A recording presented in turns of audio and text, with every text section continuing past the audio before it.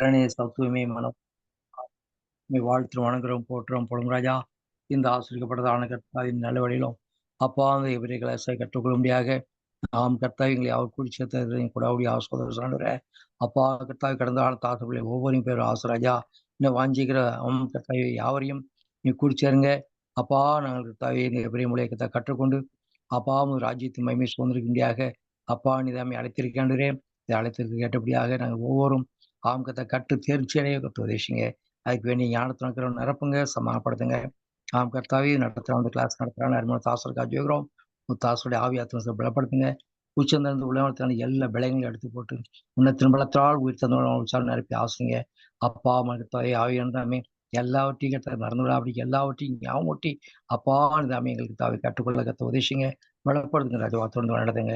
இதுக்குரியான ஆசிரியத்தை கர்த்தாவே தாசருடைய கர்த்தாவே மனைவி பிள்ளைகள் குடும்பத்தாரை ஒவ்வொரு பேர் ஆசராஜா அவட கையின் பிராசம் சொல்ல ஆசைங்க. தொடர்ந்து கர்த்தால் தமக்கு கிருபைக்குள்ளாய் மூடிமரத்து காத்து ஆசைங்க. எந்த ஒரு நெட் ப்ராப்ளமோ இந்த டவர் ப்ராப்ளம் வராபடிக்கு கத்த மழையோ கத்த பிரச்சனை வராபடிக்கு எல்லாவற்றையும் கட்ட கிடைச்ச துன்மார்க்காவிலேயே சப்போர்ட் செய்கிறோம். முடி மட்டுமாக மைவசம் ஆசிரியர் ராஜா பலப்படுத்துங்க. ஆசிரிக்க முடியாக எங்கள் மேற்பசமாய் இயேசு கிறிஸ்து நாமத்தில் நின்றோம். பரிசுத்தமுள்ள மைவன் பிதாவே. ஆமென். ஆமென். ஆமென். சோத்ரம். சோத்ரம். சரி, லாஸ்ட் கிளாஸ் நம்ம லேவியராமம் 3:1 பார்த்துருக்கோம். 4:6 பார்க்கணும். கரெக்டா? லேவியராமம் 3:1 ஒரே வார்த்தைக்கு பழுதற்றது அப்படிங்கிற வார்த்தைக்கு பார்த்துருக்கோம். அதுக்கு எக்ஸ்பேண்ட் பார்த்துட்டோமா? அதை மட்டும் பார்த்து சொல்லுங்க. Expand value 38 பார்த்துருக்கோமா?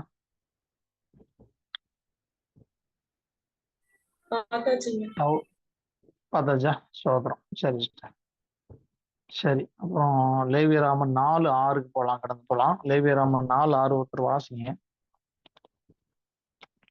லேவியராமன் 4ஆம் அதிகாரம் 6வது வசனம்.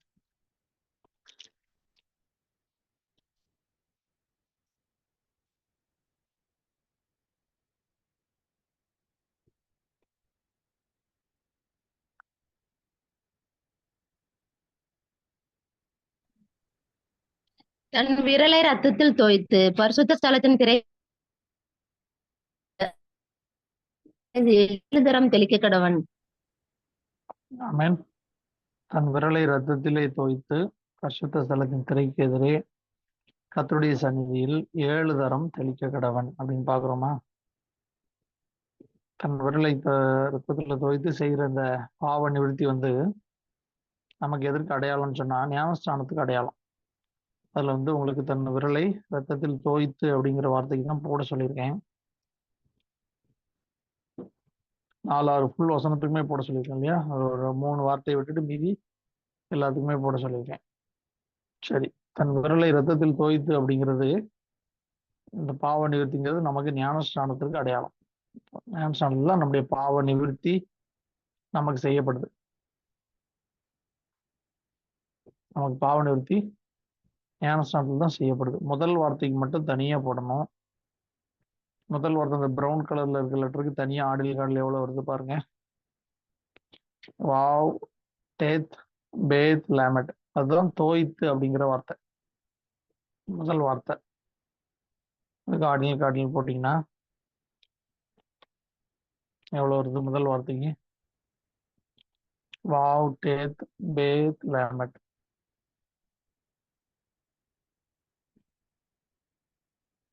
அந்த முதல் வார்த்தைக்கு மட்டும் 29 47 76. கரெக்ட். 29 47 கூட்டினா 76.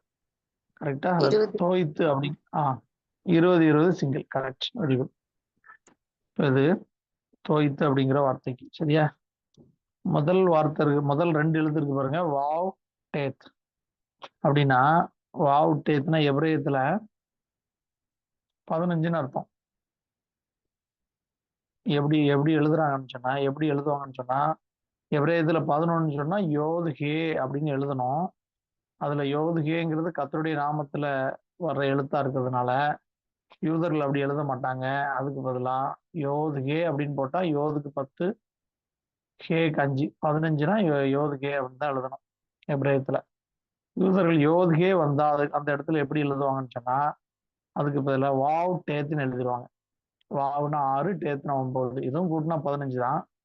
ஆனா யோதுகேங்கிறது கர்த்தருடைய நாமம் வர்றதுனால 15ஆம் நம்பர் யூஸ் பண்ற இடத்துல வாவ் டேத் யூஸ் பண்ணுவாங்க.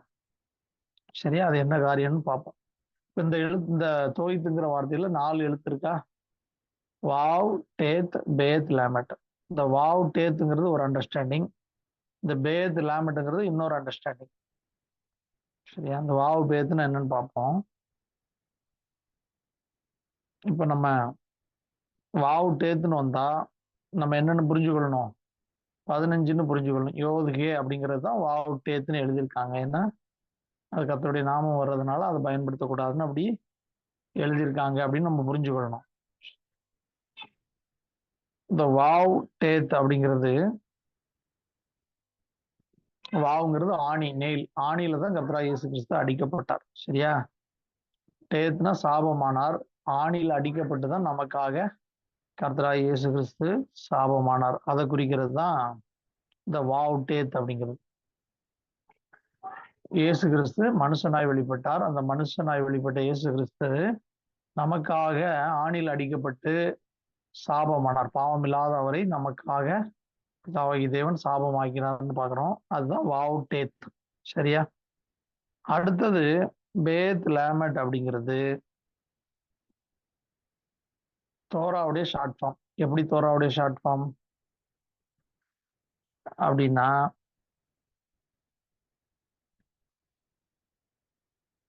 தோரா வந்து எப்படி ஆரம்பிச்சு எப்படி முடியுது அப்படின்னு சொன்னா பேத்துல ஆரம்பிக்கும். பெரெஷித் ஆதியிலே அப்படிங்கிற வார்த்தை பேத்துல ஆரம்பிக்கி அது தோரா முடியும் போது லேமட்ல முடியுது. இஸ்ராயேல் அப்படிங்கிறதுல தான் நமக்கு முடியுது.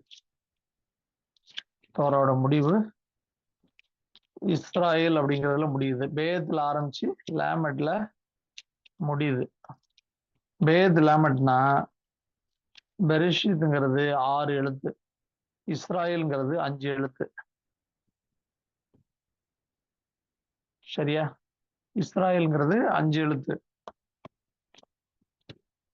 6 + 5 கூட்டினீங்கன்னா 11 எழுத்து. நல்ல அந்த இடத்த கொஞ்சம் கவனிங்க. தோராவோட ஷார்ட் ஃபார்ம் பேத் லேமட் ஏன் சொல்றோம்னா ஆதியாகமம் 1:1 பெரிஷித்தில் ஆரம்பிக்கு, பேத்துல ஆரம்பிக்குது. தோரா முடியும் போது இஸ்ராயேல்ல முடியுது. இஸ்ராயேலுக்கு கடைசி எழுத்து லேமட். இப்ப பேத் லேமட்னா தோராவுடைய ஷார்ட் ஃபார்ம் புரிஞ்சு கொள்ளணும். 6 எழுத்து பெரிஷித்துக்கு, இஸ்ராயலுக்கு 5 எழுத்து. அப்போ 6 + 5 எத்தனை? 11 எழுத்து. இந்த 11 எழுத்தையும் அப்படியே வச்சுக்கோங்க. பரிசுத்த ஸ்தலத்துடைய மூடுதிரைங்கிறது 6 மூடுதிரை. மகாபரிசுத்த ஸ்தலத்துக்கு இருக்கிற மூடுதிரை 5 மூடுதிரை. 6 + 5 11. இந்த 11 இந்த 11 கனெக்ட் பண்ணி பெரிஷித் பிளஸ் இஸ்ராயல்ங்கிறது 6 + 5 11 எழுத்து. பரிசுத்த ஸ்தலம் 6 மூடுதிரை, மகாபரிசுத்த ஸ்தலம் 5 மூடுதிரை. 6 + 5 11 மூடுதிரை. இந்த பெரிஷித்ல ஆரம்பிச்சு இஸ்ராயல்ல முடிச்சிடணும்.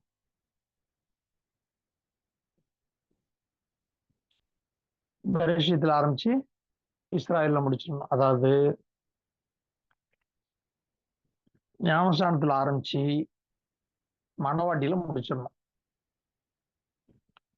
ஞானஸ்தானத்துல பாவ நிறுவனத்துல ஆரம்பிச்சு அவருடைய முடிவு 11ல முடிச்சிடணும். மணவாட்டியில முடிச்சிடணும். இஸ்ராயல்ல முடிச்சிடணும். இப்போ வாசிங்க யாத்திராமம் 26ல 7, 8, 9 வாசிங்க.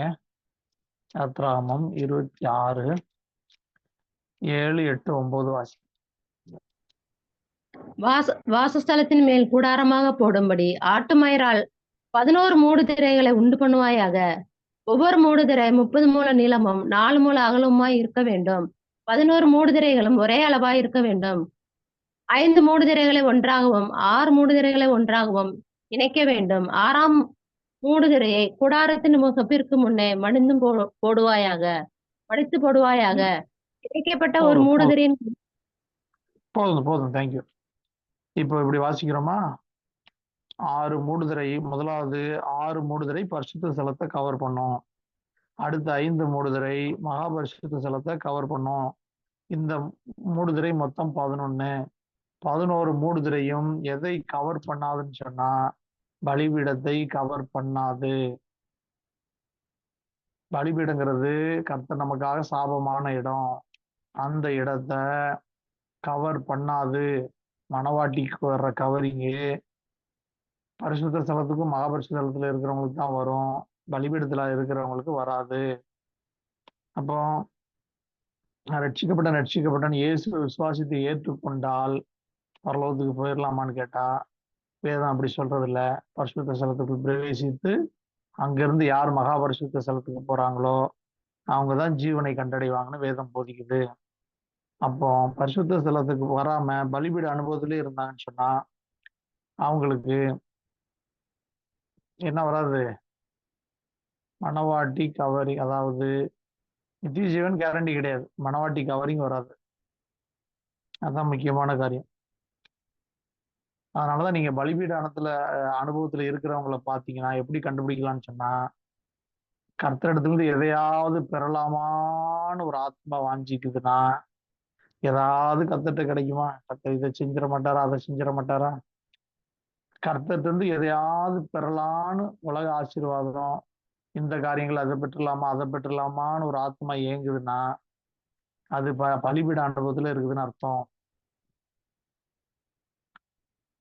என்ன பரிசுத்த ஸ்தலத்துக்கு உள்ள வந்துட்டீங்கன்னு சொன்னா நமக்கு அப்பமும் திராட்சரசமும் தான். உள்ளன்னு இருக்கும், அப்பம் இருக்கும், குத்துவிளக்குல இருந்து வர வெளிச்சம் இருக்கும், இன்னொரு மேஜையில பரிசுத்த ஸ்தலத்து அப்பம் இருக்கும். நமக்கு வேத வார்த்தையும் ஜெபம் தான் அது. அந்த காரியம் வெளிச்சமும் அப்பம்ங்கிறது நமக்கு என்னது? வேத தியானமும் ஜெபம் தான் நமக்கு ஏற்பாட்டுல. இந்த அனுபவம் யாருக்கு இருக்காது? பலிபீடத்திலே இருக்கவங்களுக்கு கர்த்தரிடத்துல இருந்து எதையாவது பெறலாமா அப்படின்னே இருப்பாங்க. கர்த்தர் இன்னும் எதையாவது கொடுக்க மாட்டாரா, செய்ய மாட்டாரா? தகப்பட்டது பிள்ளை எதை எதிர்பார்ப்பான்? வாலிப வயது அடையிற வரைக்கும் அப்பா ஏதாவது செய்வாரா, அதை வாங்கி தர மாட்டாரா, இதை வாங்கி தர மாட்டாரா, இப்படி இருப்பான் பாருங்க. அதே மாதிரி இருப்பாங்க அந்த அனுபவத்துல. ஆனா வாலிபன் ஆனபோது அந்த மாதிரி அந்த தன்மை மாறும்ல. அதான் பரிசுத்த ஸ்தலத்துக்குள்ள போற அனுபவம். அந்த அனுபவத்துக்கு இருக்க மாட்டாங்க. சரியா? இப்ப நம்ம ஞானஸ்நானத்துல பாவ நிவர்த்தி செய்யப்பட்டு அந்த ஞானஸ்நானம் தோய்த்து அப்படிங்கிற வார்த்தைக்கு வாவ் டேத் பேத் லாமட்டுக்கு 29:47 வருதா? 11 தான். 2 + 9 11, 4 + 7 11 போட்டுக்கங்க. இப்ப உங்களுக்கு பாவ நிவர்த்தி செய்யறதுக்கு அர்த்தம் நோக்கம் என்ன? இவங்களை மணவாளனுக்கு ஏற்ற மணவாட்டியா மாற்றுறதுதான். நமக்கு ஞானஸ்நானத்தை கர்த்தர் கொடுக்கறதன் உடன்படிக்கை நம்மகிட்ட பண்றது நோக்கம் என்ன? நம்முடைய பாவங்களை மன்னிக்கிறது மட்டும் இல்ல, நம்மை மணவாட்டியாக, அவருக்கு ஏற்ற ஆவிக்குரிய மணவாட்டியாக மாற்றுவதற்கு தான். சரியா? மாற்றுவதற்கு தான் நமக்கு பாவ மன்னிப்பு கொடுக்கிறார் ஞானஸ்நானத்தில்.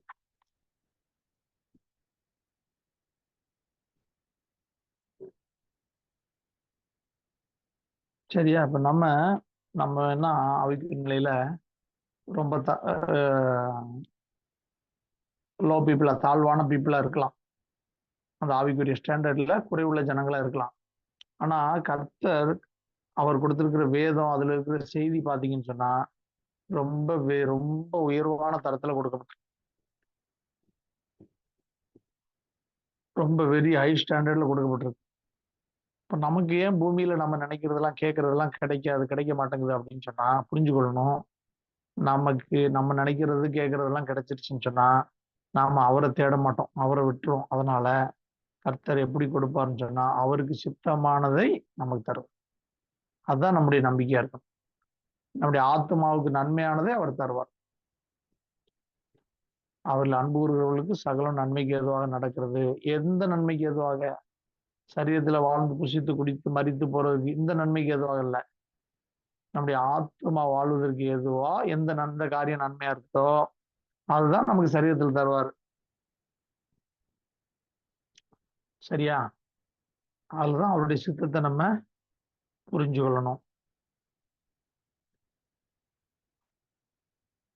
இப்ப அந்த வார்த்தைக்கு எக்ஸ்பேண்ட் பண்ணுங்க. வாவ் டேத் பேத் லேமட். வாவ் டேத் பேத் லேமட்டுக்கு எக்ஸ்பேண்ட் பண்ணுங்க. வாவுக்கு எக்ஸ்பேண்ட் ஷீட் இல்லாதவங்க போட்டுக்கங்க. வாவுக்கு வந்து எக்ஸ்பேண்ட் வேல்யூ 13 13. டேத்துக்கு வந்து எக்ஸ்பேண்ட் வேல்யூ 14 14. பேத்துக்கு வந்து 7 7. லேமட்டுக்கு 11 11.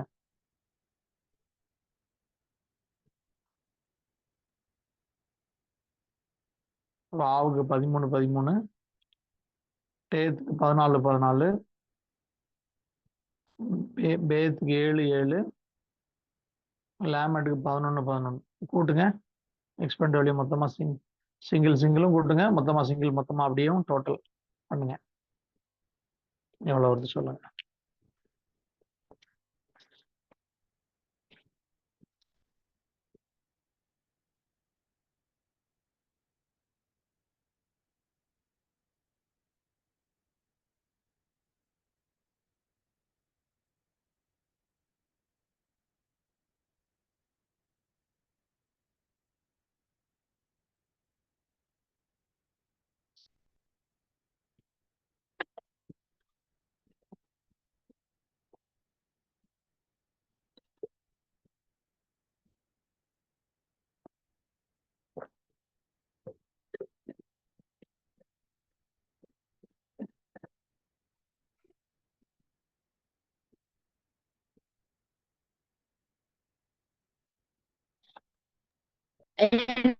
நாற்பத்தஞ்சு 45 45 வருதா? சிங்கிள் சிங்கிள் எவ்வளவு வருது? 18 18 18. கரெக்ட். 18 18னா 36. 3 + 6 9. ஃப்ரூட் ஆவிக்குரிய கனி எழுதிக்கங்க.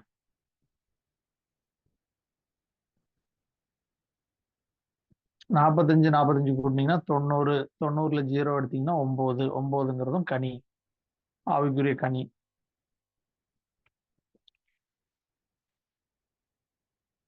இப்ப நமக்கு ரத்தத்தினால் உண்டாகிய சுத்திகரிப்பு ஏன் கொடுக்குறாரு? ஞான ஸ்நானத்தினால் உண்டாகிற சுத்திகரிப்பு நமக்கு ஏன் பண்றாரு அப்படின்னு சொன்னா, ஆவிக்குரிய கனிக்காக தான் கொடுக்குறாரு. நல்லா புரிஞ்சு கொள்ளுங்க. இன்னைக்கு கிறிஸ்தவ மண்டலம் ஆண்டவரை சரியா புரிஞ்சு கொள்ளாதனாலதான் ரொம்ப தடுமாறுது. எப்படி தடுமாறுது? நான் ரட்சிக்கப்பட்டா பரலோகம் போயிடலாம்னு நம்புறாங்க. நான் மரிச்சா கிறிஸ்தவம், நீங்க இந்த மேலோட்டமான அனுபவத்துல இருக்க பீப்புள்கிட்ட எல்லாம் பழகினீங்கன்னா தெரியும். சிஎஸ்சி ஆர்சி இந்த மாதிரி ஜெனரல் கிறிஸ்டின்ட்ட நீங்க பேசுனீங்கன்னா, நாங்க மரிச்சா பரலோகம் போயிடுவோங்க, கர்த்தரை தொழுது கும்பிடுறோம், ஆண்டவரை தான் கும்பிடுறோம், நாங்க பரலோகம் போயிடுவோம், மரிச்சா பரலோகம் போயிடுவோம் அப்படின்னு நம்புறாங்க. இது இவங்களுடைய நம்பிக்கை. ஆனா வேதம் என்ன சொல்லுது? உங்களை எதற்காக ஏற்படுத்துறது, எதுக்காக நமக்கு தெளிவா ஏற்கனவே அறிஞ்சிருக்கிறோம். யோவான் 15ல நீங்கள் போய் கனி கொடுக்கும்படிக்கும் உங்கள் கனி நிலைத்திருக்கும்படிக்கும் தான் உங்களை ஏற்படுத்தினேன் தெளிவா சொல்றாரு ஆண்டவர். யோவான் 15ல வாசிங்க.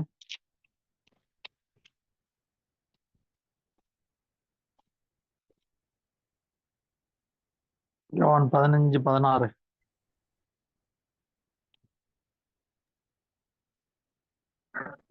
நீங்கள் என்னை தெரிந்து கொள்ளவில்லை, நான் உங்களை தெரிந்து கொண்டேன். நீங்கள் என் நாமத்தினாலே பிதாவை கேட்டுக்கொள்வது எதுவோ அதை அவர் உங்களுக்கு கொடுக்கத்தக்கதாக நீங்கள் போய் கனி கொடுக்கும்படிக்கும் உங்கள் கனி நிலைத்திருக்கும்படிக்கும் நான் உங்களை ஏற்படுத்தினேன். இப்ப நம்ம எதுக்கு நம்மளை ரட்சிக்கப்பட்டு அப்படியே பாவத்தை மன்னிச்சுட்டேன், உங்க விருப்பத்தின்படி சந்தோஷமா வாழுங்க, அதுக்காக ஏற்படுத்தினாரா இல்ல வேற எதுக்காக ஏற்படுத்தினாரா? சொல்லுவேதும் நீங்கள் உங்கள் கனி நிலைத்திருக்கும்படிக்கும், நீங்கள் கனி கொடுக்கும்படிக்கும் உங்கள் கனி நிலைத்திருக்கும்படிக்கு தான் உங்களை ஏற்படுத்தினேன். அப்போ நம்மளை ரட்சி பாவத்திலிருந்து மன்னிக்கிறது மட்டும்தான் அவருடைய நோக்கம்னா, பாவத்தை மன்னிச்சுட்டு அவர் பாட்டுக்கு போயிருப்பாரு, நம்மளை எப்படியும் வாழுங்க, வாழ்ந்து எப்படி மறிச்சு போங்கன்னு போயிருப்பாரு. ஆனா ஆண்டவர் அப்படி விடலையே. பாவம் மன்னிக்கப்படுகிறது நோக்கம் என்ன? நாம் கனி கொடுக்கணும், அந்த கனி முடிவு பிறந்து நிலைத்திருக்கணும், அதுதான் அவருடைய நோக்கம். இதை புரிஞ்சுக்காம என்ன நினைக்கிறாங்க? எல்லாரையும் போல மறிச்சா ஆண்டவரோட சேர்ந்துக்கும் போல. அவர் ஆவிக்குரிய ஒரு ஆவியா இருக்கிறாரு. அவருடைய சுபாவம் இந்த வேதம் சொல்லுது, திவ்ய சுபாவம், கபடற்ற எந்த ஒரு காரியமும் அவர்கிட்ட கிடையாது. நம்ம மாம்சத்துல வாழ்ந்துட்டு, மாம்சத்துக்குரியவர்களா வாழ்ந்துட்டு, ஆவிக்குரிய சரீரத்துல இருக்கிற அவரோட, மைமேன் சரீரத்துல இருக்கிற அவரோட சேர்ந்துக்கலாம் நம்புகிறது நம்முடைய நம்பிக்கையா இருக்கலாம். ஆனா வேதத்தின்படி அது நாட் அக்செப்டபிள். வேதம் ஒத்துக்கொள்கிறது இல்லை. அப்போ கனி கொடுக்கணும். அந்த கனி அவருக்கு பிரியமான கனியா இருக்கணும். மாம்சத்துக்குரிய கனி 17 வகையான பாவம், ஆவிக்குரிய கனி 9 விதமான சுவாபம். அந்த கனியை நம்ம கொடுக்கணும். அன்பு, சந்தோஷம், சமாதானம், நீடிய பொறுமை, தயவு, நற்குணம், விசுவாசம், சாந்தம், சேடகம். இப்படிப்பட்டதுக்கு விரோதமான பிரமாணம் ஒன்றுமில்லை. சரியா? அந்த கனி கொடுக்கணும் கண்டிப்பா. இந்த கனியில் நம்ம பிதாவை மகிமைப்படுத்தும்படி, அவருக்கு பிரியமானதை செய்யும்படி கொடுக்கப்பட்டதுதான் கனி. இப்ப லேவியராமன் 4:6 அடுத்த 3 வார்த்தை, நெக்ஸ்ட் 3 வார்த்தை போட சொல்லியிருந்தேன். அதுக்கு என்ன வருது? ஆடினல், கார்டினல். அந்த 3 வார்த்தை ஆசாரியன் தன்னுடைய விரலிலே அப்படிங்கிறது அடுத்த 3 வார்த்தை. ஹே, காஃப், ஹே, நுன் சோபித். அடுத்த வார்த்தை ஆலப், டவ். அடுத்த வார்த்தை ஆலப், சாடே, பேத், ஆயின், வாவ். அந்த வார்த்தைக்கு ஆசாரியன் தன்னுடைய விரலிலே அப்படிங்கிறது தான் அந்த வார்த்தை. கார்டினல், கார்டினல் எவ்வளவு வருது பாருங்க. சிங்கிள் எவ்வளவு வருது சொல்லுங்க.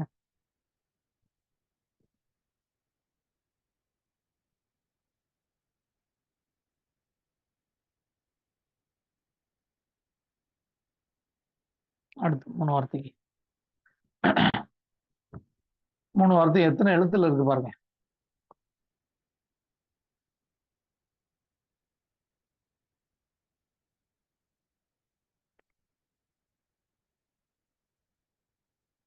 மூணு வார்த்தை எத்தனை எழுத்துல இருக்கு பாருங்க.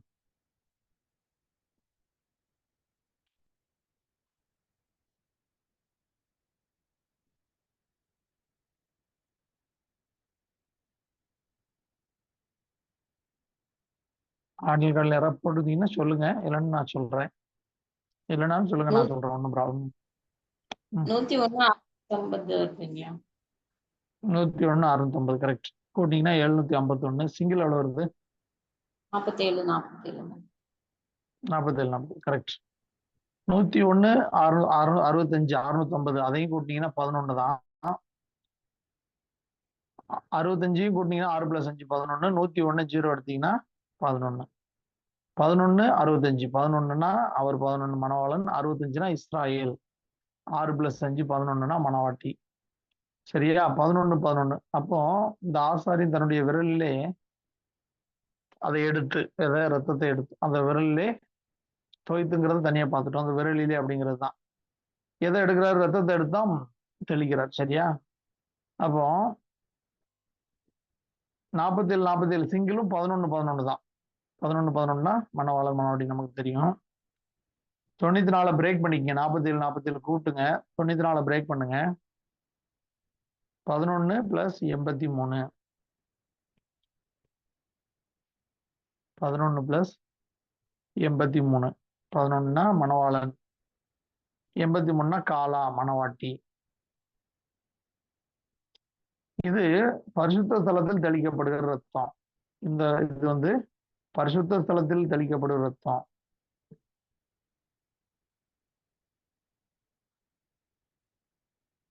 பரிசுத்த ஸ்தலத்துல பலிபீடத்துல நாம பாவிகள், அவர் மீட்பர். நல்லா புரிஞ்சு கொள்ளுங்க இந்த இடத்த. பலிபீடத்துல நாம் பாவி, அவர் வந்து ரட்சகர், மீட்பர். பரிசுத்த ஸ்தலத்துல அவர் யாரா இருக்கிறாருன்னா அவர் வார்த்தையா இருக்கிறார். அப்ப நமக்கு வார்த்தை வேணும். பரிசுத்த ஸ்தலத்துல அவர் வார்த்தை. என்ன வார்த்தை? அவர் தோரா. அவர் ஆதியாகமம் 1:1 தான் பேஸ். அதுக்கு அடிப்படை எதுனா தோராவுக்கு பேஸ். 5 ஆகமத்துக்கு பேஸ் வந்து ஆதியாகமம் 1:1 தான் பேஸ். ஆதியாகமம் 1:1 66 புஸ்தகங்கிறது முடிவு பண்ணிட்டார். அதை உறுதிப்படுத்துறதுக்கு தான் 5 ஆகமம். அதை உறுதிப்படுத்துறதுக்கு தான் மற்ற தீர்க்கதரிசன புஸ்தகம். அதை உறுதிப்படுத்துறதுக்கு தான் மற்ற வரலாற்று புத்தகங்கள், நிருபங்கள் எல்லாமே. 66 புஸ்தகமும் ஆதியாகமம் 1:1 இருக்கிற 66 உறுதிப்படுத்துறதுக்கு தான், அதை எஸ்டாப்ளிஷ் பண்றதுக்கு தான். சரியா? அப்போ பரிசுத்த ஸ்தலத்துல அவர் யாரு? அவர் மீட்பர் கிடையாது. அவர் பலிபீடத்துல தான் அவர் மீட்பர். பரிசுத்த ஸ்தலத்துல அவர் வார்த்தையாகிய கர்த்தர். நமக்கும் வார்த்தை வேணும், கண்டிப்பா வார்த்தையை பிடிச்சாதான் முடியும். பரிசுத்த ஸ்தலத்துல இந்த ரத்தம் தெளிக்கப்படணும்னா நம்ம பரிசுத்த ஸ்தல அனுபவத்துக்கு கடந்து வந்தாதான் முடியும். கர்த்தர் எதை கொடுப்பார், என்ன செய்வார், எதை தருவார் அப்படின்னு நினைச்சுக்கிட்டே இருந்தீங்கன்னா முடியவே முடியாது. 15 வருஷம் 20 வருஷம் இருந்தாலும் சுவாபம் மாறாது. அப்போ பரிசுத்த ஸ்தலத்துல அந்த வார்த்தையோடு இருக்கிற ஐக்கியம் நமக்கு இருந்தாதான் நம்ம சுத்திகரிக்கப்பட முடியும். இப்போ 11 லெட்டர்ல இருக்கு. 3 வார்த்தை எத்தனை எழுத்துல இருக்கு? 11 எழுத்து. ஏன்னா ஆலஃபண்ட் வருது பாத்தீங்களா அந்த வார்த்தையில.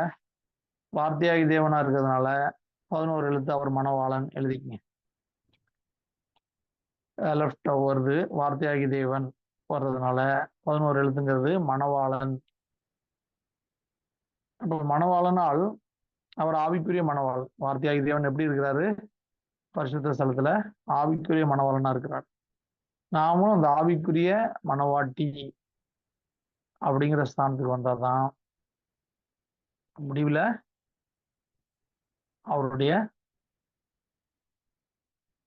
வார்த்தையாகி தேவனுக்கு வார்த்தையாகிய மணவாட்டியா மாற முடியும். சரியா? வேதத்துல இருக்கிற உயர்ந்த ஸ்தானம்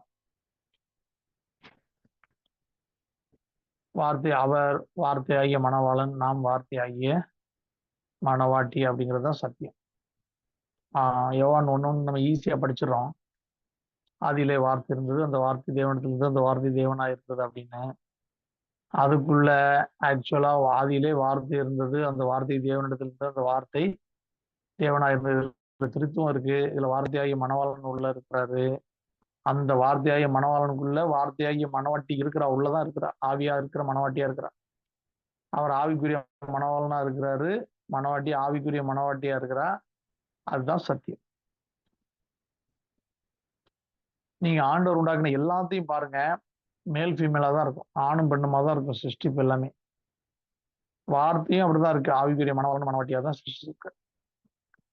உலகம் மனுஷன் கண்டுபிடிச்ச பாருங்க, அது வேணா மேல் ஃபீமேல் இல்லாம இருக்கும், எப்படி வேணா இருக்கும், இவன் எப்படி வேணா கண்டுபிடிச்சு இது பண்ணி வச்சிருப்பான். ஆனா ஆண்டவர் கண்டுபிடிச்சு உருவாக்குனதெல்லாம் பாருங்க, எல்லாமே ஆண் பெண்ணா தான் இருக்கும்.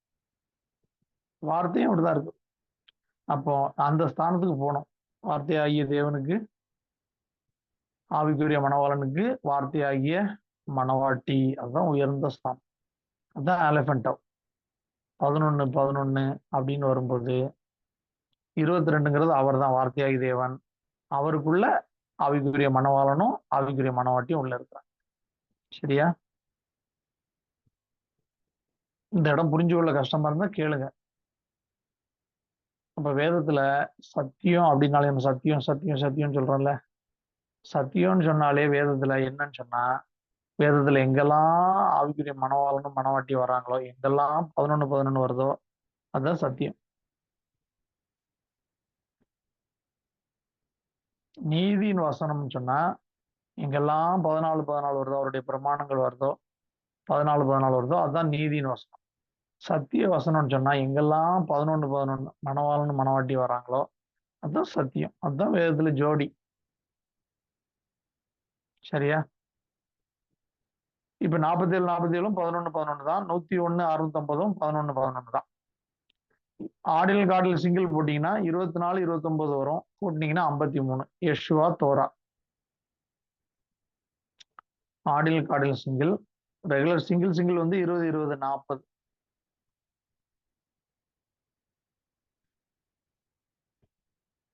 40 நீங்க பிரேக் பண்ணீங்கன்னா 29 + 11 மணவாளனும் மணவாட்டி.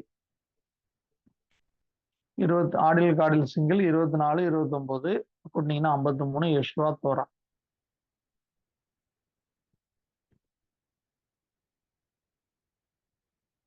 அடுத்த வார்த்தைக்கு போலாமா? அடுத்த வார்த்தைக்கு அடுத்த 3 வார்த்தை, அடுத்த 3 ப்ளூ லெட்டர் கொடுத்துருக்கேன் பாருங்க.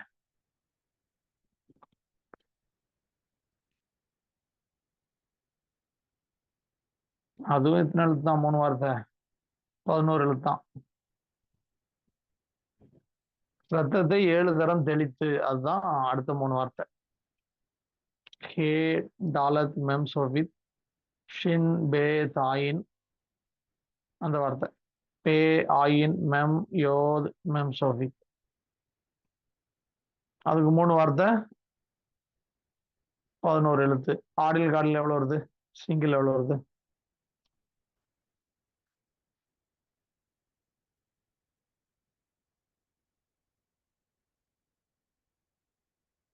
யாரா போட்டீங்களா?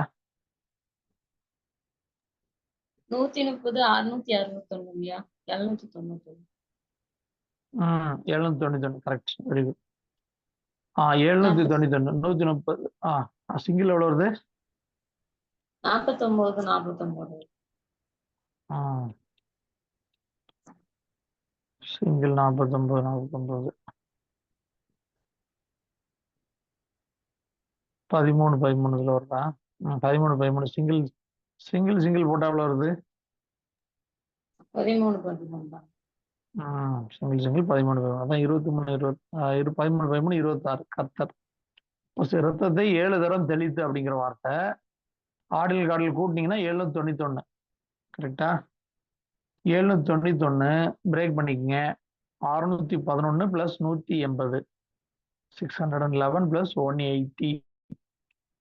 வேதத்தினால் உண்டாகிற ஜீவன். 611 தோரா வேதம். 180 ஜீரோ எடுத்துட்டீங்கன்னா 18 ஜீவன். வேதத்தினால் உண்டாகிற ஜீவன். சிங்கிள் போட்டீங்கன்னா 49, 49, 98.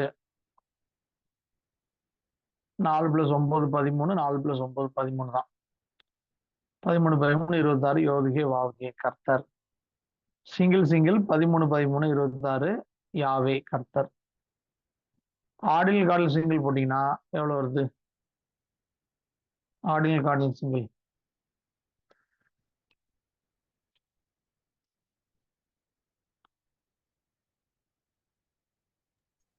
31, 31 வருதுங்க. 31, 31, 62. 62ன்னா பென், குமாரன். பேத் நுன் சோபித், இல்ல பேத் நுன் சோபித் போட்டா 2, 14, 2, 50, 52. இல்ல 62 ஆக்சுவலி. பேத் 52, 16, 68 தான் வரும் பென்னுக்குல.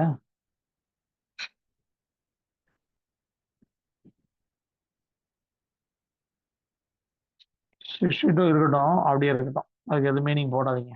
ஏன்னா 52 தான் பென், குமாரன் வரும். இந்த இடத்துல முக்கியமானது வந்து வேதத்தினால் உண்டாகிற ஜீவன், அது போட்டுக்குங்க. 13, 13, 26. கர்த்தர் யாவேன்னு போட்டுக்கங்க.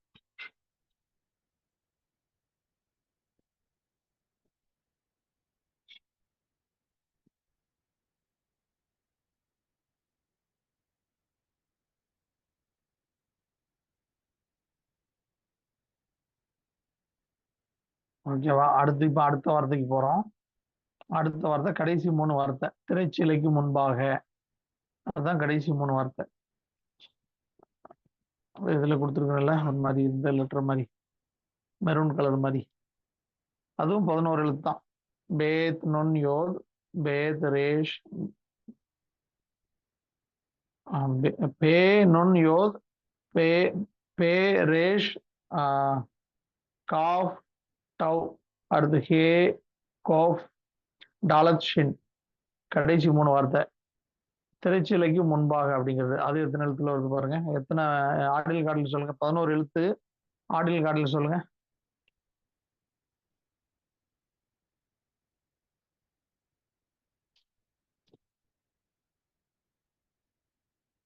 போட்டவங்க சொல்லுங்க, மற்றவங்க செக் பண்ணிக்கிட்டோம். நான் ஒன்றும் தப்பு இல்லை, எல்லாரும் போட்டிருக்க மாட்டாங்க. போட்டவங்க சொல்லுங்க, ஒன்றும் பிரச்சனை இல்லை. 160, 1249. டோட்டல் 1400. 1409 கரெக்ட். சிங்கிள் 52 43 95 வரும். 52 40 95 கரெக்ட். சரியா? சிங்கிள் போட்டீங்கன்னா 16 16 32 வரும். ஆடில் கார்டில் சிங்கிள் போட்டீங்கன்னா 25 25 50 வரும். கவனிங்க, திரைச்சீலைக்கு முன்பாக இந்த திரைச்சீலை எப்படி இருக்கு அப்படின்னு நம்ம தெரிஞ்சுக்கிட்டா நல்லா புரியும். இந்த திரைச்சீலை எப்படி உண்டாக்கப்பட்டிருக்கு அப்படிங்கிறத நம்ம பார்த்துட்டு இதை கொஞ்சம் பார்ப்போம். 1409 பிரேக் பண்ணிக்கங்க.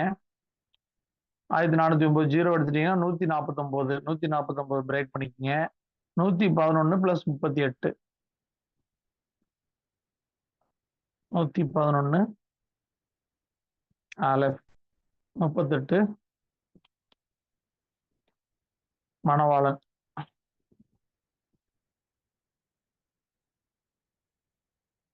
சிங்கிள் 52 43 வருதா? 95 பிரேக் பண்ணுங்க. 29 + 66 29ங்கிறது ஆதியாகமம் 1:1 இருக்க மணவாளன். 66ங்கிறது 6:11 6:11 தோரா எல்லாமே உள்ள வந்துடும். தோரா வந்துடும். சிங்கிள் டோட்டல் மறுபடியும் சிங்கிள் 52 43 கூட்டிங்கன்னா 95. அதை பிரேக் பண்ணுங்க. 29 + 66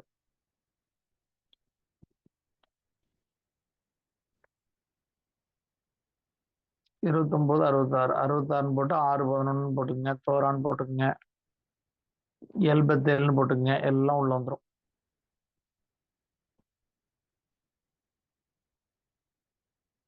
ஆடில் சிங்கிள் 25 25 50 வருதா?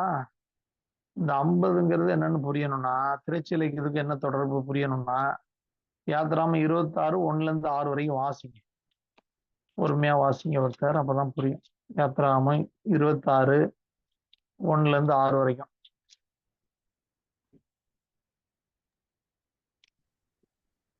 மேலும் திரித்த மெல்லிய பஞ்சு நூலினாலும் இளநீல நூலினாலும் இரத்தாம்பர நூலினாலும் சிவப்பு நூலினாலும் நெய்யப்பட்ட 10 மூடுதிரைகளால் வாசஸ்தலத்தை உண்டு பண்ணுவாயாக. அவைகளில் விசித்திர வேலையாய் கேரிபீன்களை செய்ய கடவாய். ஒவ்வொரு மூடுதிரையும் 28 முழ நீளமும் 4 முழ அகலமாய் இருப்பதாக. மூடுதிரைகள் எல்லாம் ஒரே அளவாய் இருக்க வேண்டும். 5 மூடுதிரை ஒன்றோடு ஒன்று இணைக்கப்பட்டிருக்க வேண்டும். மற்ற 5 மூடுதிரைகளும் ஒன்றோடு ஒன்று இணைக்கப்பட்டிருக்க வேண்டும். இணைக்கப்பட்ட ஒரு மூடுதிரையின் கடை ஓரத்தில் இளநீல நூலால் காதுகளை உண்டு பண்ணு. இணைக்கப்பட்ட மற்ற மூடுதிரையின் கடை ஓரத்திலும் அப்படியே செய்வாயாக. காதுகள் ஒன்றோடு ஒன்று இணையும்படி ஒரு மூடுதிரையில் 50 காதுகளையும் இணைக்கப்பட்ட மற்ற மூடுதிரையின் ஓரத்தில் 50 காதுகளையும் உண்டு பண்ணுவாயாக. 50 பொன் கொக்கிகளையும் பண்ணி மூடுதிரைகளை ஒன்றோடு ஒன்று அந்த கொக்கிகளால் இணைத்து விடுவாயாக. அப்பொழுது அது ஒரே வாசஸ்தலமாகும். வாசஸ்தலத்தின் மேல் போதும் நன்றி. புரிஞ்சுக்கங்க, இந்த திரைச்சீலை எப்படி உண்டாக்கப்படுதுன்னா, ஒரு ஓரத்துல ஒரு 50 காது ஒரு மூடுதிரையில, சரியா? இன்னொரு பக்கம் திரைச்சீலையில இன்னொரு 50 காது. இது ரெண்டையும் இணைக்கிறதுக்கு 50 பொன் கொக்கிகள், தங்கத்தினாலான பொன் கொக்கிகளை உண்டு பண்ணி இந்த ரெண்டையும் அப்படி இணைச்சிடறாங்க. அந்த 2 திரைச்சீலையும் இணைச்சிடுறாங்க ஒன்றோடு ஒன்று. சரியா? இந்த திரைச்சீலை 50 நமக்கு வேதத்துல தெரியும். நமக்கு 11 11 + 14 14 மணவாளன் மணவாட்டி பிரமாணங்களின் அடிப்படையில் விடுவிக்கிறது தான் 50. இந்த திரைச்சீலை தான் மேல இருந்து கீழா கிழியுது. என்னன்னா, திரைச்சீலை கிழியுதுன்னா நம்ம புரிஞ்சுக்கொள்ளணும். மேல இருந்து கீழே வர கிழியுதுன்னு சொன்னா, மணவாளன் மணவாட்டி பிரமாணங்களின் அடிப்படையில விடுவிக்கிறது தான் அந்த அனுபவம். இதுக்கு முன்னாடி இந்த திரைச்சீலை ஆண்டவர் கிழிக்கிறதுக்கு முன்னாடி அவர் மரித்த போது அந்த அனுபவம் உண்டாயிடுச்சு. கரெக்டா? இதுக்கு முன்னாடி லேவியர்கள் மட்டும்தான் ஊழியம் செய்ய முடியும். எல்லாரும் பரிசுத்த ஸ்தலத்துக்கு போக முடியாது. லேவியர்கள் மட்டும்தான் உள்ள போக முடியும், ஊழியம் செய்ய முடியும். ஆனா இந்த திரைச்சீலைய ஆண்டவர் கிழிச்சதுக்கு அதுக்கப்புறம் தான் எல்லா கோத்திரத்தாரும் உள்ள வர முடியும். எல்லா கோத்திரத்தாரும் பாஷைக்காரன் சகல ஜாதிகளும் உள்ள வரணும்னா இந்த திரைச்சீலை செட்டப் ஆண்டவர் கிழிச்சாதான் முடியும். ஏன்னா அதுக்கு முன்னாடி ஆசாரி எல்லாருமே லேவி கோத்திரத்தார் தான் இருக்க முடியும். மற்றவர்கள் யாரும் உள்ள போக முடியாது. ஆண்டவர் இந்த திரைச்சிலை கிழிச்சதுக்கு அப்புறம் தான் இந்த 50 ரிலீஸ் பண்ணிட்டாரு. இந்த 50 என்ன? அதான் திரைச்சிலையா இருக்கு. நமக்கு திரைச்சிலைன்னு காட்டப்படுது என்னன்னு சொன்னா, மணவாளன் மணவாட்டி இன்னும் மீட்காம இருக்குது, விடுவிக்காம இருக்குது. இந்த திரைச்சிலை கிழிச்சதுக்கு அப்புறம் தான் மகாபரிசுத்த ஸ்தலத்துக்குள்ள அவர் பிரவேசிச்சாரு. நாமும் பிரவேசிக்கிறதுக்கு ஒரு வழியை ஆயத்தம் பண்ணி இருக்கிறாரு. சரியா? இந்த 50 தான் ரிலீஸ் பண்ணிட்டாரு. இன்னும் தெளிவா புரியணும்னு சொன்னா, எல்லா வார்த்தைக்கும் ஃபர்ஸ்ட் லெட்டர் மட்டும் எடுத்து சிங்கிள் போடுங்க. அதுக்கு முன்னாடி லேவியர்கள்லாம் வேதத்தை படிக்க முடியும், டீச் பண்ண முடியும், எல்லாரும் பண்ண முடியாது, அனுமதியே கிடையாது. ஆனா இயேசு கிறிஸ்து இதை பண்ணதுக்கு அப்புறம் எல்லா கோத்திரத்தாரும் மகாபரிசுத்தலத்துக்குள் போகிற ஸ்லாக்கியத்தை அவர் கொடுத்திருக்கிறார்.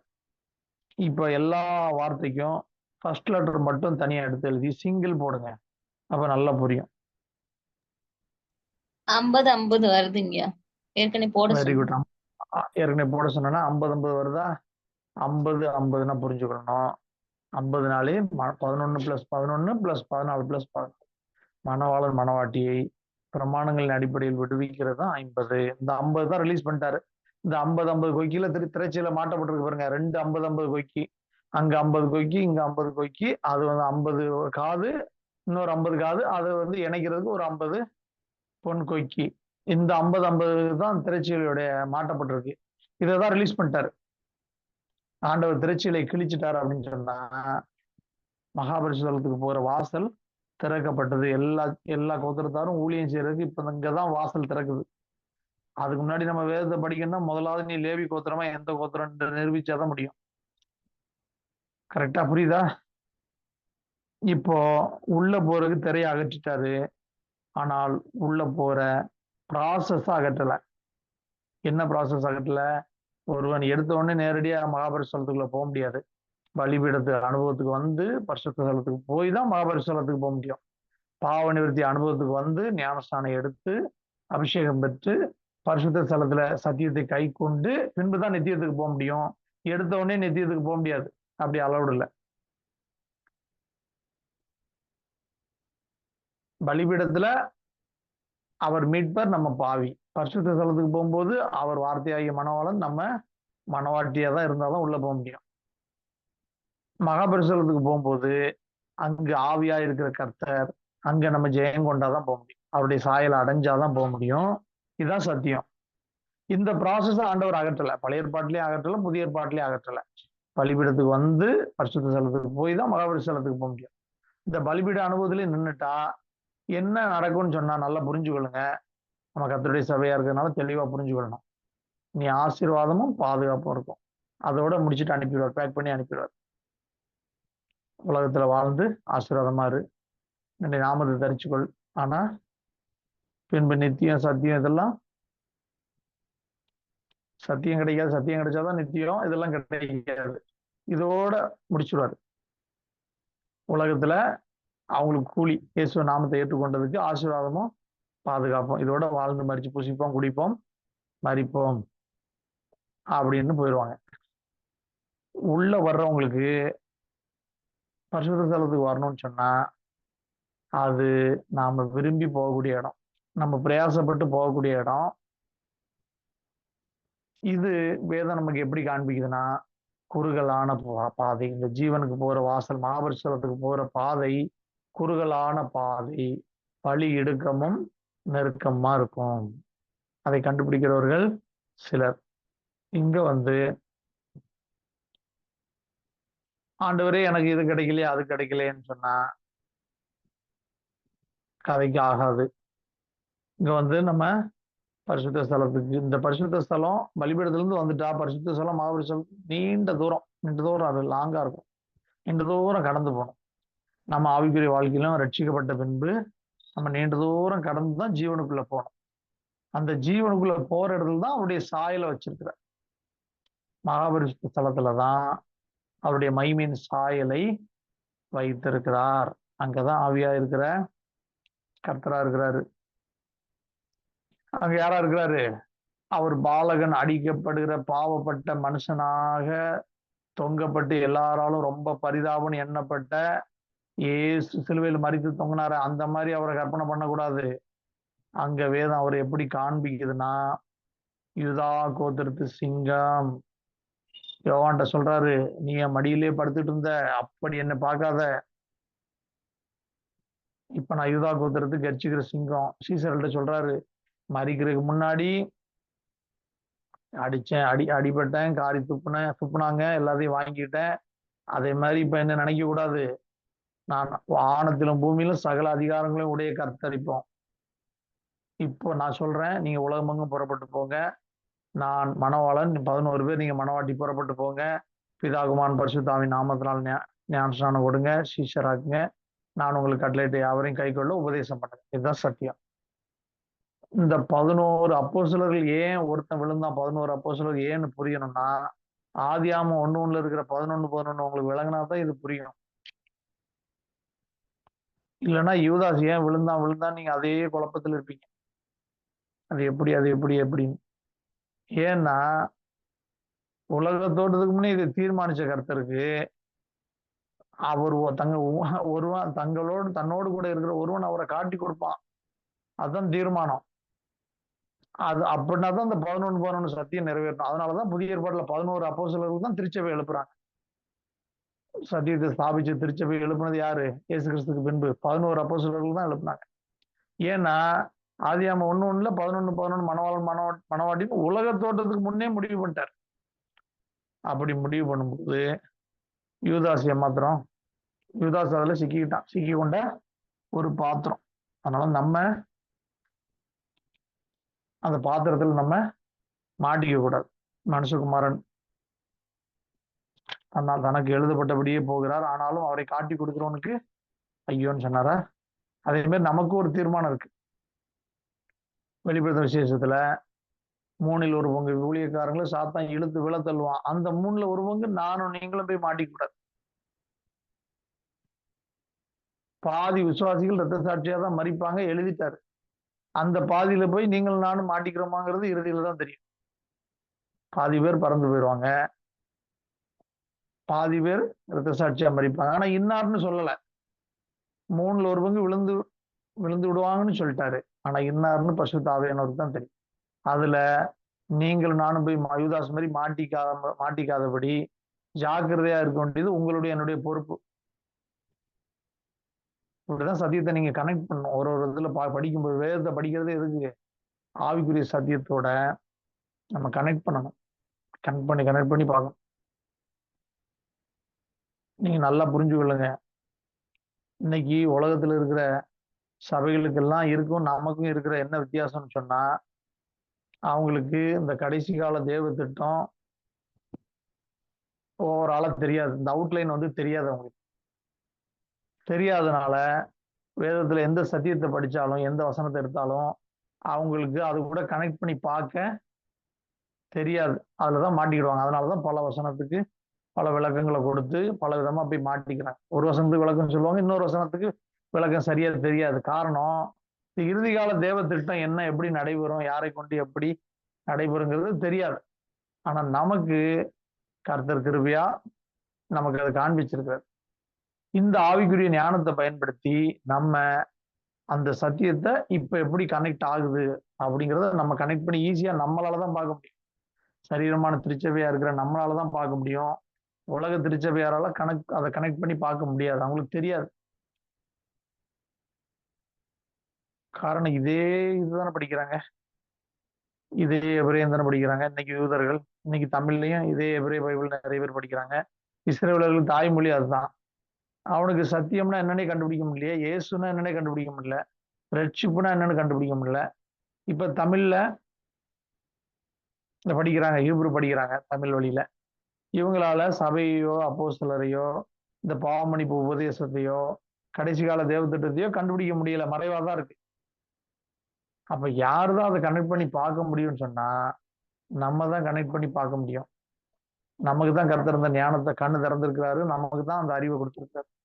நம்ம பார்க்கலாம். இதான் கடந்த காலத்துல அப்படின்னு புரிஞ்சு கொண்டது. நம்ம தான் கனெக்ட் பண்ணி பார்க்க முடியும். ஏன்னா அந்த அவுட்லைன், இறுதி கால தேவ திட்டம் அவுட்லைன் நமக்கு தெரியும்.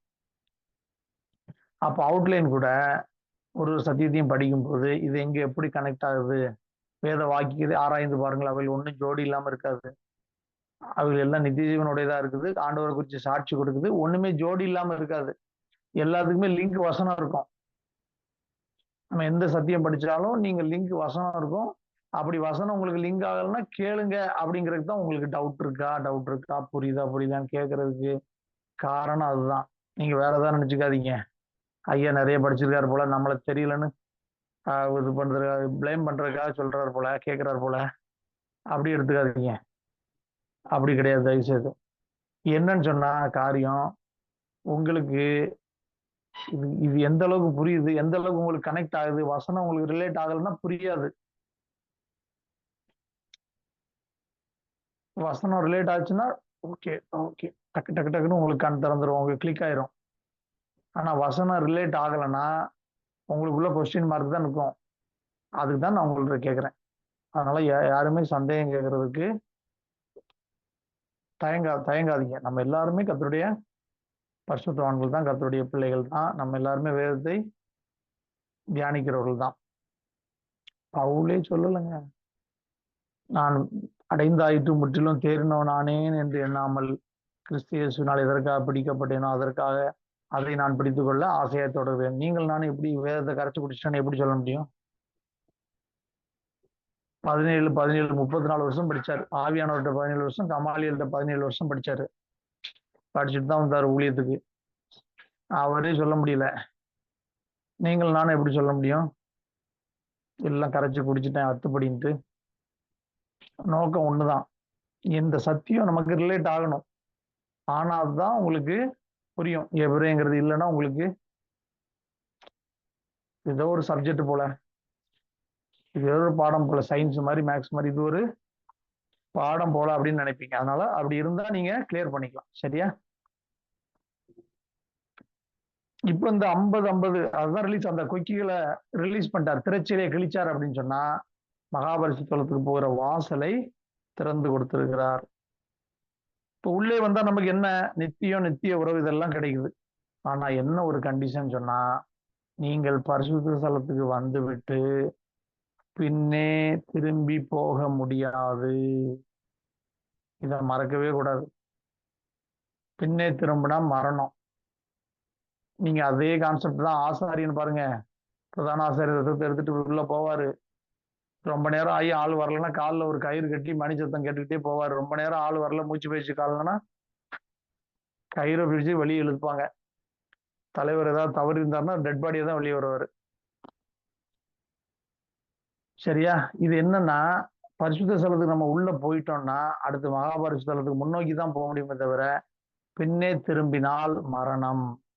பின்னே திரும்ப முடியாது. இப்ப நம்ம எப்படி இருக்கணும்? கனி கொடுக்க தான் அழைச்சாரு.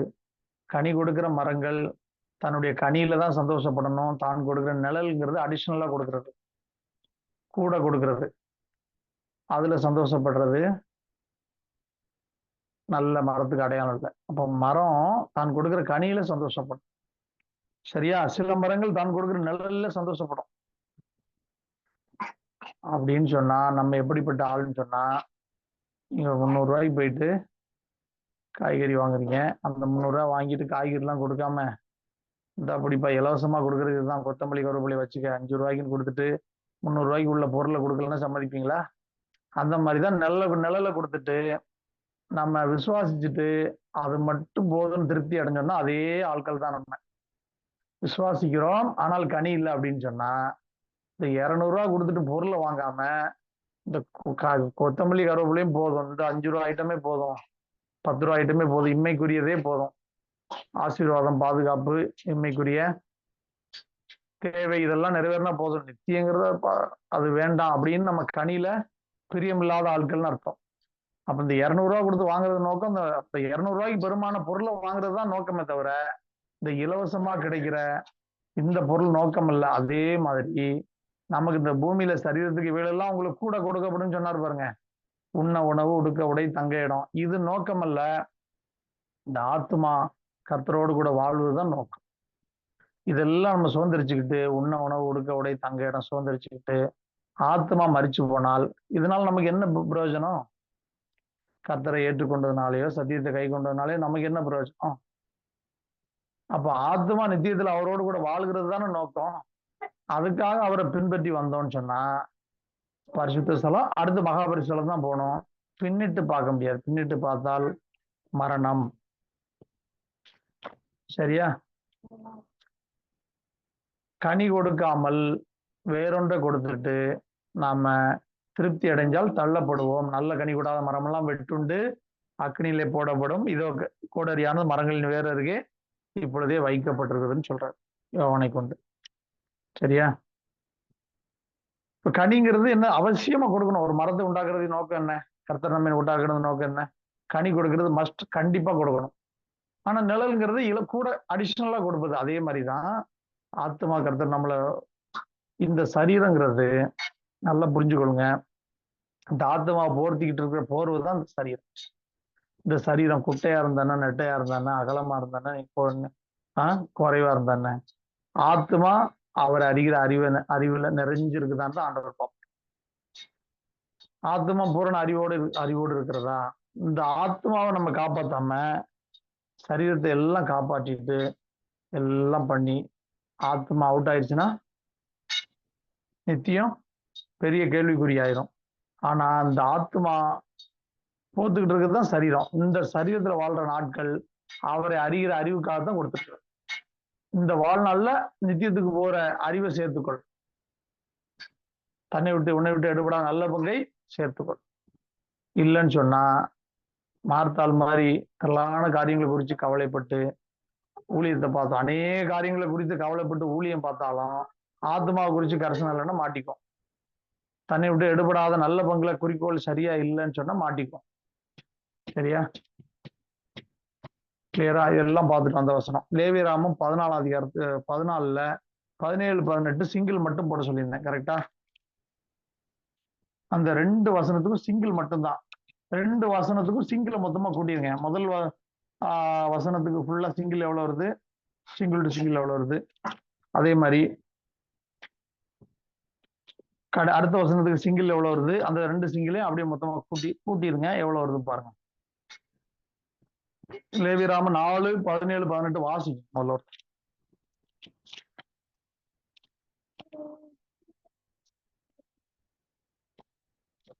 லேவியராமம் 14, 17, 18. தன் உள்ளங்கையில் இருக்கிற மீதியான எண்ணெயிலே கொஞ்சம் எடுத்து சுத்திகரிக்கப்படுகிறவன் வலது காதின் மடலிலும் அவன் வலது கையின் பெருவிரலிலும் வலது காலின் பெருவிரலிலும் முந்தி பூசியிருக்கிற குற்ற நிவாரண பலியினுடைய இரத்தத்தின் மேல் பூசி, தன் உள்ளங்கையில் இருக்கிற மீதியான எண்ணெயை சுத்திகரிக்கப்படுகிறவன் தலையிலே வார்த்து கர்த்தருடைய சன்னதியில் அவனுக்காக பாவ நிவர்த்தி செய்ய கடவன். சரியா? இதுதான் போட சொல்லியிருந்தேன். சரியா? தன் உள்ளங்கையில் இருக்கிற மீதியான எண்ணெயிலே கொஞ்சம் எடுத்து சுத்திகரிக்கப்படுகிறவன் வலது காதின் மடலிலும் அவன் வலது கையின் பெருவிரலிலும் வலது காலின் பெருவிரலிலும் முந்த பூசி இருக்கிற குற்ற நிவாரண பலி என்ற ரத்தத்தின் மேல் பூசி அப்படின்னு சொல்லி வாசிக்கிறோமா, பாவநிவர்த்தி செய்ய கடவுன்னு சொல்லி. இப்ப இதுக்கு போடுங்க. 2 வசனத்துக்கு கூட்டிருங்க. முதல் வசனத்துக்குள்ள சிங்கிளும் அடுத்த 18ஆம் வசனத்துக்குள்ள சிங்கிளும் கூட்டிருங்க. எவ்வளவு வருது பாருங்க.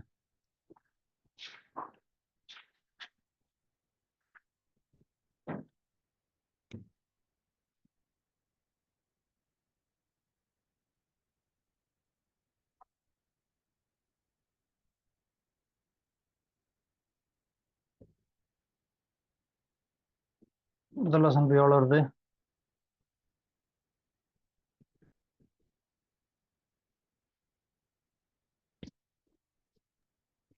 எ- 217 217 வருதுங்க. அடுத்த வசனத்துக்கு எவ்வளவு வருது? 334 325 வருதுங்க. ரெண்டையும் கூட்டிருங்க. எவ்வளவு வருது பாருங்க. 551 542ங்க. டோட்டல் வந்து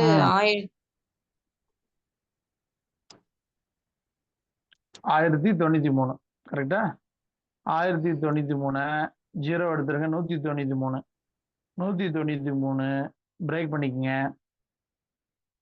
111 + 30 + 26 + 26. 111 + 30ங்கிறது பாலகன், 26 + 26ங்கிறது குமாரன்.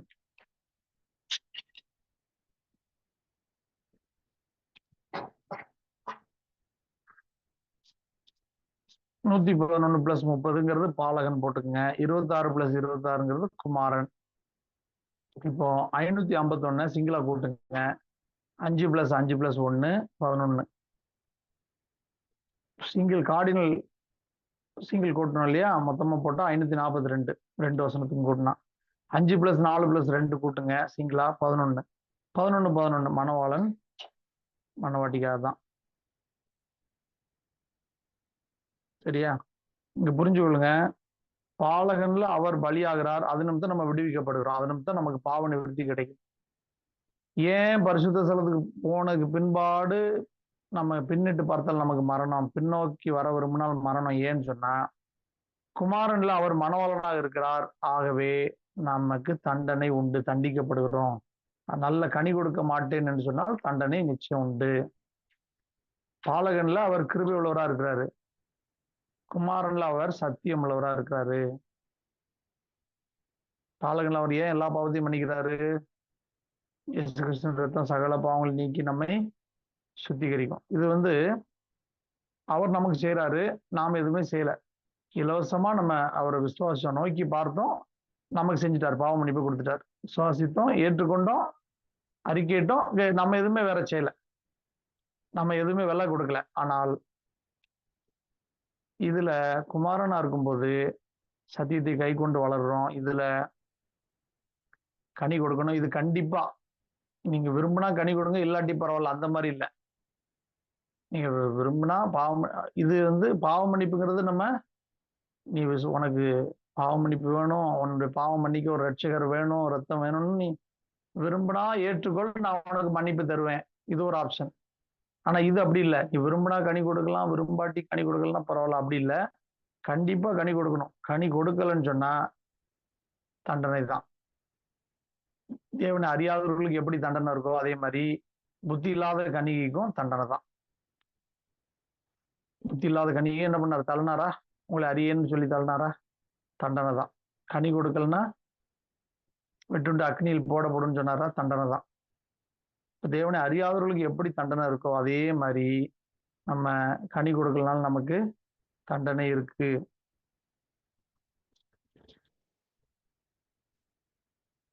சரியா? இதோட இந்த கிளாஸ் நமக்கு லேவியராகமத்துல ஃபர்ஸ்ட் கிளாஸ் முடியுது.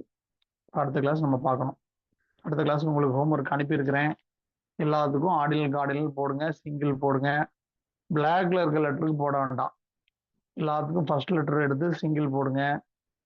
எக்ஸ்பேண்ட் பண்ண தெரிஞ்சவங்க எக்ஸ்பேண்ட் பண்ணிருங்க. அந்த எக்ஸ்பேண்ட் ஷீட் எடுத்து எல்லாரும் அந்த நல்ல ஒரு கலர் ஜெராக்ஸ் போட்டு லேமினேஷன் பண்ணி வச்சுக்கோங்க. இப்போ லைஃப் லாங் உங்களுக்கு யூஸ் ஆகும். சரியா? நம்ம நல்ல எபிரேயம் படிச்சுக்கிட்டோம்னா கர்த்தர் உபத்திரவ நாட்களை அனுமதிச்சாருன்னு வைங்க, நம்ம நல்லா உட்காந்து ஒரு கணக்கு போடலாம், ஜெபம் பண்ணலாம். இன்னொரு பக்கம் வேதத்தை தியானிக்கிறதுக்கு உபத்திரவ நாட்கள் அனுமதிச்சாருன்னா 3 வருஷம் நம்ம இருக்கும்போது என்ன பண்ணலாம்? வேதத்தை உங்களுக்கு நீங்க போர் அடிக்குதுன்னு சொல்ல வேண்டாம், உட்காந்து வேதம் இருக்குது, உட்காந்து கணக்கா போடலாம். போட்டு வேதத்தை எடுத்து ஆத்மாக்கு வசனத்தை புசிக்க கொடுக்கலாம். அப்படி நல்ல ஒரு ஆப்ஷன் இருக்கு நமக்கு. சரியா? அதனால இப்ப அடுத்த கிளாஸ்க்கு போகலாம். இப்ப இந்த கிளாஸ்ல ஏதாவது நடத்தினது ஏதாவது புரியாம ஏதாவது இருக்கா? சந்தேகம் இருந்தா சொல்லுங்க, கொஞ்சம் கிளியர் பண்ணிக்கலாம். ஏதாவது ரிப்பீட் பண்ணணுமா? திரும்ப 551 சொன்னீங்களா, அது என்ன? 551ங்கிறதுங்கய்யா, கடைசி 2 வசனத்துக்கு சிங்கிள் மட்டும் போட சொல்லியிருந்தலையா? அந்த கடைசி 2 வசனத்துக்கு லேவியராகமம் 4:17க்கு சிங்கிள் மட்டும் போட சொல்லியிருந்தேன். அந்த வசனத்துக்கு 217 சிங்கிள். அந்த வசனத்துக்கு ஆமா. 4:18க்கு 334 325 சிங்கிள். அப்ப 1093. மொத்தமா கூட்டிங்கன்னா, ஆமா கூட்டினீங்கன்னா 1093. அந்த வசனத்துக்கு தனித்தனியா உள்ளது 217 + 334 கூட்டினீங்கன்னா 551 வரும். ஓ இப்படி அதே சரி ஆமா அதே மாதிரி 217 பிளஸ் 325 கூட்டினீங்கன்னா 542 வரும். சரி கரெக்டா சோதரம். அது கூட்டிங்கன்னா 11 சரிங்க சோதரம். சரிங்க சொல்றேன். வருதா? இப்ப இந்த 11 தான் வேதத்துல நமக்கு தமிழ்ல படிக்கிறதுனாலதான் இப்படி இருக்கு. நமக்கு வந்து எபிரேயத்துல படிச்சோம்னு சொன்னா எல்லாமே இந்த 11 14 இதனுடைய அடிப்படையில் தான் இருக்கும். வேதம் முழுக்க அப்படிதான் இருக்கும். நமக்கு மொழி பெயர்க்கும் போது வந்த சிக்கல் என்னன்னு சொன்னா சிலதெல்லாம் நமக்கு மாத்தி மொழிபெயர்த்து பெரிய சிக்கலை உண்டாக்கி தான் விட்டுருக்காங்க. கர்த்தருடைய ஆவியானவர் தான் நமக்கு அதுக்கு ஜீரணிக்கிறது திரும்ப தரணும். நமக்கு இந்த ஒரு வசனம்லாம் எப்படி மொழிபெயர்த்து வச்சிருக்காங்க தெரியுமா? நீங்க இங்கிலீஷ் பைபிள் வாசிக்கணும், இங்கிலீஷ்லயும் கரெக்டா இருக்கு, NRSV எல்லாம் கரெக்டா இருக்கு.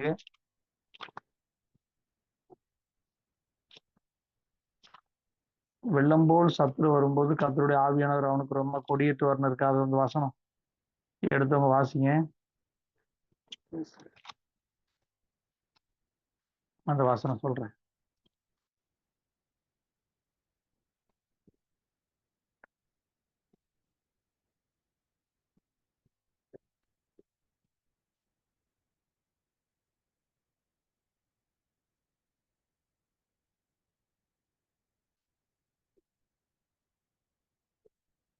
அல்லேலூயா. அந்த வசனத்துல இருந்த வசனம் அதிகாரம் சொல்லிட்டு ஒருத்தர் வாசிங்க பார்க்கலாம்.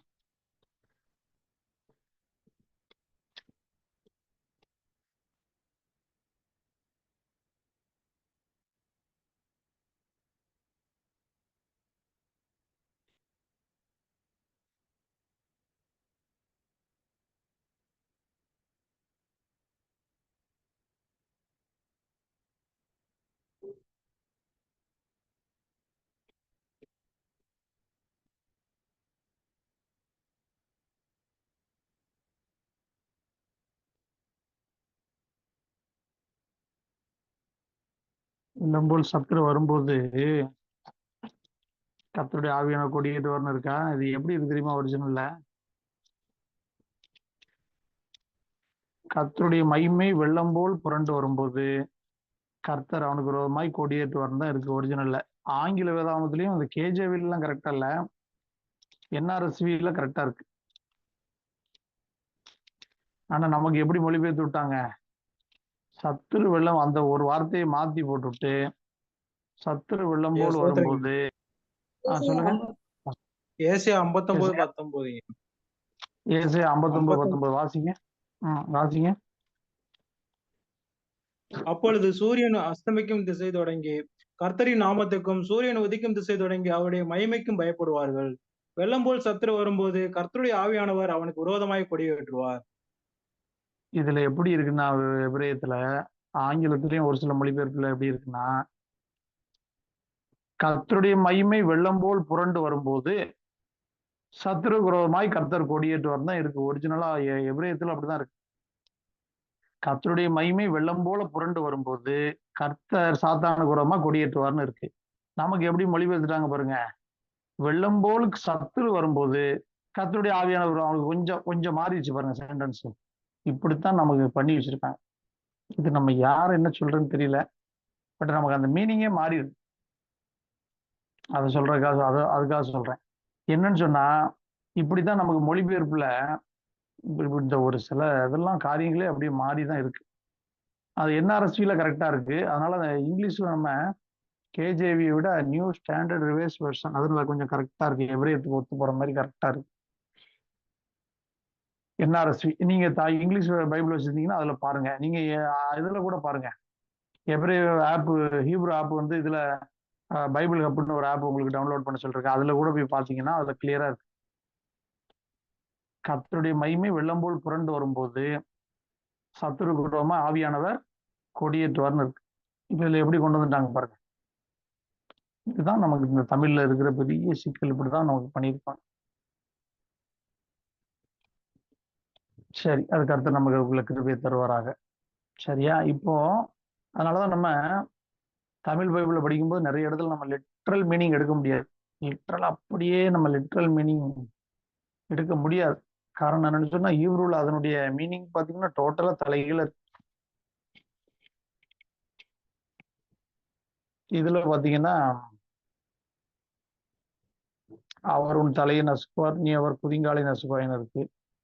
குதிங்கால்ன்ற இடத்துல யாக்கோபு தான் இருக்கு எபிரேயத்துல. அவர் யாக்கோபை அவன் யாக்கோபை நசுக்குவான் தான் ஆக்சுவலா மொழிபெயர்த்திருக்கணும். குதிங்கால் இன்னொரு அர்த்தம் குதிங்கால்னு இருக்கு, குதிங்கால்னு போட்டாங்க. ஆனா அந்த வேர்டு வந்து யாக்கோபு தான் இருக்கு. அதனாலதான் யாக்கோபின் புத்திரராகி இஸ்ரவேலர்கள் அவன் நசுக்கினான். அவர் தலையை நசுக்கினாரு, இவன் பதிலுக்கு என்ன பண்ணான், இஸ்ரவேலர்களை ஒடுக்கினான். இப்ப நம்மளை ஏன் ஒடுக்குறான் நசுக்கிறான்? நம்ம அவனுடைய யாக்கோபுடைய இஸ்ரவேல் சந்ததி, நம்ம ஆவிக்குரிய சந்ததி, அதனால நம்மளை நசுக்கிறான். ஆனா ஆக்சுவலா அங்க இருக்கிற வேர்டு வந்து யாக்கோபுங்கிற வேர்டு தான் இருக்கு. ஆனா குதிங்காலை நசுக்குவான்னு போட்டான், மொழிபெயர்த்துட்டாங்க பாருங்க. இப்படிதான் வந்திருக்கு மாறி மாறி மாறி மாறி. அது இன்னொன்று பிரச்சனைன்னா ஒரிஜினல்ல இருக்கிறது நம்ம நேரடியா மொழிபெயர்ப்பு பண்றதும் முடியாது. ஒரே வார்த்தைக்கு 4 அர்த்தம் 5 அர்த்தம் இருக்கு. இவங்க ஏதாவது ஒரு அர்த்தத்தை எது பொருந்தோ அதை போட்டு விட்டுறாங்க. என்ன ஆகுதுன்னா நமக்கு ஒரிஜினல்ல இருக்க மீனிங் அப்படியே நமக்கு மாறிடுது. சரியா? சரி, இப்ப அடுத்ததுக்கு போகலாம். அதனாலதான் நம்ம தியானத்தோடு தான் வேதம் வாசிக்கணும். தியானத்தோட வேதம் வாசிச்சாதான் நமக்கு கனெக்ட் ஆகும், இல்லைன்னா பெரிய சிக்கல் தான். இப்ப அடுத்த கிளாஸுக்கு போகலாம். லேவியராகமம் 6:23, 6ஆம் அதிகாரம் 23 வாசிங்க வருதான். ஆசாரியனுக்காக இடப்படும் எந்த போஜன பலியும் புசிக்கப்படாமல் முழுவதும் தகனிக்கப்பட வேண்டும் என்றார். சரியா? லேவியராகமம் 6:23. ஆசாரியனுக்காக இடப்படும் எந்த போஜன பலியும் புசிக்கப்படாமல் முழுவதும் தகனிக்கப்பட வேண்டும் என்றார். கவனிங்க, இது போஜன பலி குறித்து சொல்லப்படுது. ஆசாரியன் என்ன நினைக்க கூடாது, இவ்வளவு திரளான பலிய போஜன பலி வந்து தகன பலியா தகனிக்க சொல்றாரு, இதெல்லாம் வீணாதான போகுது. நீங்க நிறைய பலி பாத்தீங்கன்னா ஆசாரியனுக்கு மீதி வர்றதை ஆசாரியனுக்கு கொடுக்க சொல்லுவார். ஆனா இந்த போஜன பலியில முற்றிலும் தகன பலியா தகனிக்கணும் அப்படின்னு சொல்றாரு. இதுக்கு நோக்கத்தை புரிஞ்சுக்கொள்ளுங்க. இவ்வளவு திரளான தானியம் வீணா போகுத, வீணா எரிக்கப்படுதுன்னா ஆசாரியம் கவலைப்படக்கூடாது. அதை குறிச்சுலாம் நீ கவலைப்படாத. இது வந்து எந்த போஜன பலியும் புசிக்கப்படக்கூடாது, முழுவதும் தகனிக்கப்பட வேண்டும் அப்படிங்கிறத கிளியரா சொல்றாரு. இது போஜன பலிக்காக சொல்லப்படுது. சரியா? அதை குறிச்சுலாம் ஆசாரியம் கவலைப்படக்கூடாது. இவ்வளவு திரளான தானியம் சேர்த்து வச்சா பிரயோஜனமா இருக்குமே, ஆசாரியனுக்கு நமக்கு கொடுத்தாருன்னா நம்ம சாப்பிட்றதுக்கு நமக்கு யூஸ் ஆகுமா, இதெல்லாம் பத்தி யோசிக்கவோ கவலைப்படவோ அந்த வேலை ஆசாரியன் கிடையாது. அதை குறித்து நான் பார்த்துக்கிறேன். ஏன்னா விதைக்கிறதுக்கு விதையை கொடுக்குறவரும் அவரு, அது வளர்றதுக்கு மழையை கொடுக்குறவரும் அவரு. இஸ்ரேல் தேசத்தை கொடுத்த லேண்டை கொடுத்தது யாரு, அதுவும் அவரு. உனக்கு தேசத்தை கொடுத்துருக்கிறது நான், தேசத்தை கொடுக்குறவரு நான், அதுல விதைக்கிறதுக்கு விதையை கொடுக்குறவரு நான், அதுக்கு மழையை வர்ஷிக்க பண்றவரு நான். இந்த தானியம் எல்லாம் வீணா போகுதுன்னு நீ கவலைப்படக்கூடாது அப்படிங்கிறத கர்த்தர் கிளியரா சொல்றாரு. லேவியராகமம் 1ஆம் அதிகாரத்திலிருந்து 10ஆம் அதிகாரம் வரைக்கும் அவர் பரிசுத்தர் என்று நம்ம அறிந்து கொள்ளக்கூடிய காரியமா இருக்கு. லேவியராகமம் 11லிருந்து 27ஆம் அதிகாரம் வரைக்கும் நாம் ஏன் அவருக்கு பரிசுத்தமா இருக்க வேண்டும் என்பதை அறிந்து கொள்ளக்கூடிய காரியமா இருக்கு. எழுதிக்கங்க. லேவியராகமம் 1லிருந்து 10 வரைக்கும் அவர் யார், அவர் பரிசுத்தர் என்று அறிந்து கொள்ள வேண்டும். 11லிருந்து 27 வரைக்கும் நாம் ஏன் அவருக்கு பரிசுத்தமாய் இருக்க வேண்டும், ஏன் இருக்கிறோம் என்பதை அறிந்து கொள்ள வேண்டும்.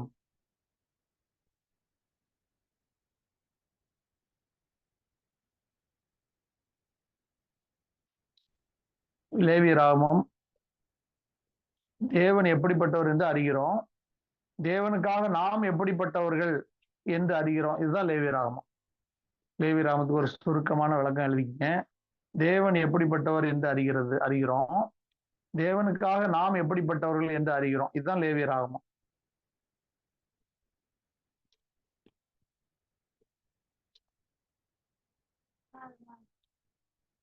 இன்னொரு சொல்லுங்கய்யா. தேவன் எப்படிப்பட்டவர் என்று அறிகிறோம், தேவனுக்காக நாம் எப்படிப்பட்டவர்கள் என்று அறிகிறோம். இதுதான் லேவியராகமத்துல இருக்கு.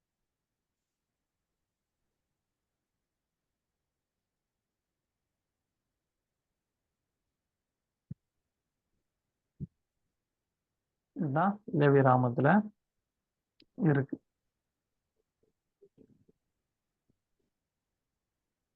லேவியராமத்துல யோத்ஹே வாவ்ஹே யாவே கர்த்தர்ங்கிற வார்த்தை ஒவ்வொரு 7 எழுத்து இடைவெளியில இருக்கும். லேவியராமத்துல யோத்ஹே வாவ்ஹே ஒவ்வொரு 7 எழுத்து இடைவெளியில இருக்கும்.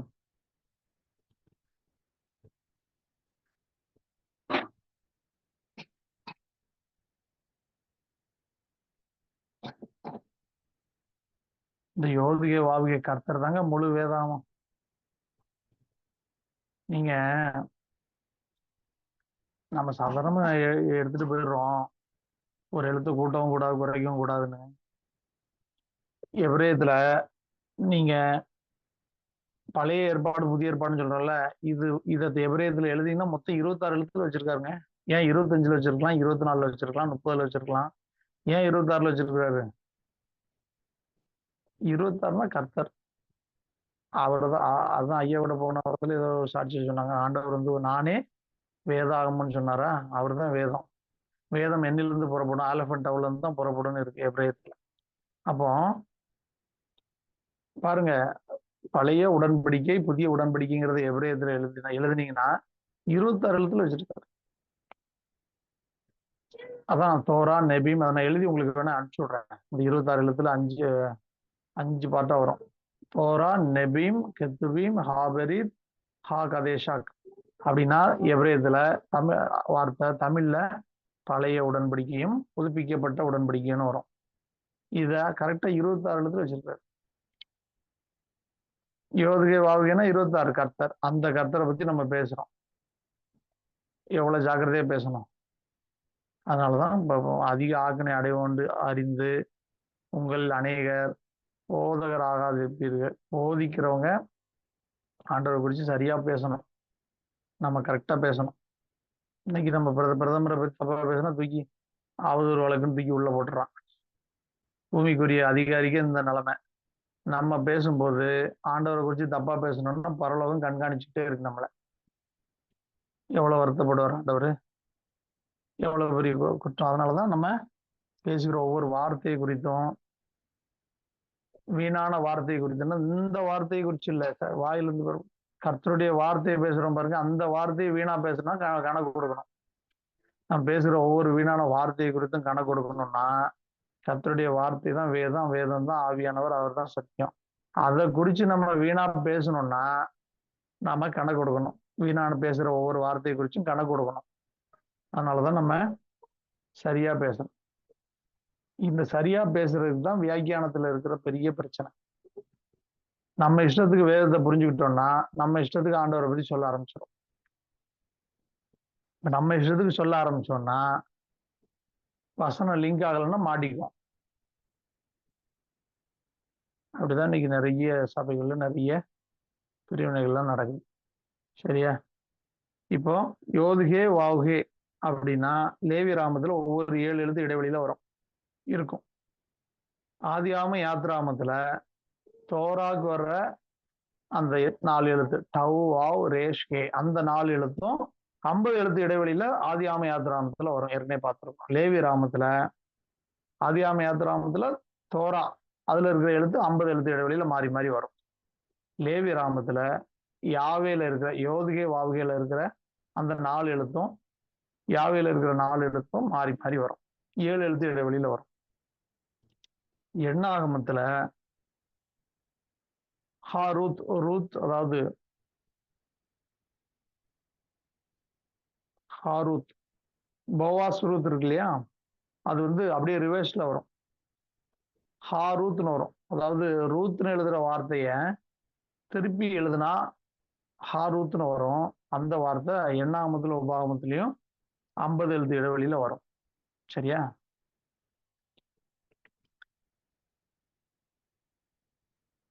நீங்க ஆதியா எண்ணாகமும் உபாகமும் கூட்டிங்கன்னா 70 அதிகாரத்துல வரும். 70 தேசத்துக்கும் வார்த்தை, அதுதான் சத்தியம், அது அந்த கான்செப்டுக்காக வரும். 70 தேசத்துக்கும். அதுதான் இன்னைக்கு பல தேசங்களா பிரிஞ்சிருக்கு. வேதத்துல கணக்கு வந்து நமக்கு சொல்லப்படுறது 70 தேசம்தான். 70 தேசத்துக்கு அடையாளமா தான் 70 காளைகளை சுக்கோத் பண்டிகைகளை பலியிடுவாங்க. சரியா? அந்த 70 தேசத்தை 70 பேரை கர்த்தர் 2 பேரா ஊழியத்துக்கு அனுப்புறாரா? இயேசு கிறிஸ்து வந்த போது 2 பேராக 70 பேரை அனுப்புறாரா? அது அந்த கணக்கு தான். 70 தேசத்துக்கு கணக்காக தான் அனுப்புறாரு. சரியா? இப்போ இந்த எண்ணாம உபாகமத்துல ஹாரூத் அப்படிங்கிறது, அது ஸ்பெல்லிங் வேணா எழுதிக்கங்க. ஹே 3க்கும் போட்டு எழுதிங்க. தோரா அப்படிங்கிறது ஆதியாம யாத்ராமத்துல வரும். டவ் வாவ் ரேஷ் ஹே, அந்த எழுத்து 50 எழுத்து இடைவெளியில வரும் ஆதியாம யாத்ராமத்துல. டவ் 22வது எழுத்து, வாவ் 6வது லெட்டர், ரேஷ் 20வது லெட்டர், ஹே 5வது லெட்டர். லெட்டர் நம்பர் சொல்லாம சொன்னா எழுதிருவீங்களா? எல்லாருக்கும் தெரியுமா? லெட்டர் நம்பர் சொல்லணுமா? இப்ப எல்லாருமே படிச்சிட்டீங்களா? நான் லெட்டர் மட்டும் சொன்னா அப்படி எழுதிருவீங்களா? நம்ம கரெக்டா? அடுத்தது யோத் எழுதுறீங்க. ஹே வாவ் எழுதிருவீங்களா? நீங்க ஒரு 4-5 பேர் எழுதிருவீங்க. மற்றவங்க எல்லாம் எழுதுவாங்களான்னு தான் சந்தேகம். வாய் திறக்காத ஆட்கள் தான் சந்தேகம் நமக்கு. சரி, யோத் ஹே வாவ் ஹே அந்த நம்பர் வேணா சொல்லிடுறேன். யோது 10, ஹே 5, வாவ் 6, ஹே 5. யோது 10, ஹே 5, வாவ் 6, ஹே 5. இது வந்து லேவி ராமத்துல 7 எழுத்து இடைவெளியில வரும். இதுல ஹாரூத் ஹே ரேஷ் வாவ் டவ், இந்த தோராவை அப்படியே திருப்பி எழுதுனா அதான் ஹாரூத். தோராங்கிற வார்த்தைய அப்படியே திருப்பி எழுதிக்கங்க. முதல் வார்த்தைய ஹே ரேஷ் வாவ் டவ் அப்படின்னு எழுதினீங்கன்னா அது வந்து எண்ணாமதுல உபாகமத்துல 50 எழுத்து இடைவெளியில வரும்.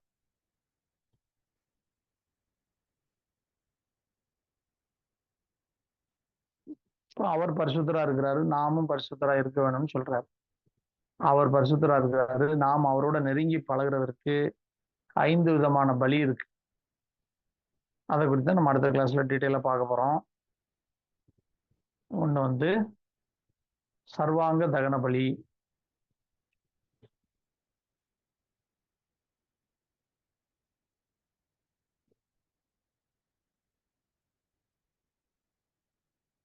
சர்வாங்க தகன பலி போட்டுக்கிட்டீங்களா? அதுக்கு வந்து போட்டுங்க பிராக்கெட்ல வசனம்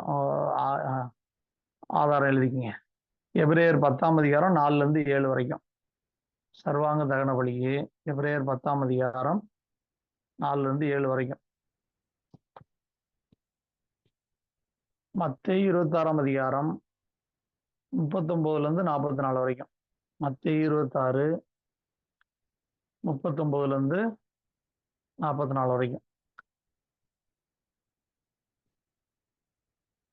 பிலிப்பியர் 2ஆம் அதிகாரம் 5ல இருந்து 11 வரைக்கும். பிலிப்பியர் 2ஆம் அதிகாரம் 5ல இருந்து 11 வரைக்கும். அடுத்து 2வது பலி, 2வது போஜன பலி. போஜன பலிக்கு எழுதிங்க, வசனம் எழுதிங்க. எபிரேயர் 4:15. எபிரேயர் 4:15. 1 யோவான் 3:5.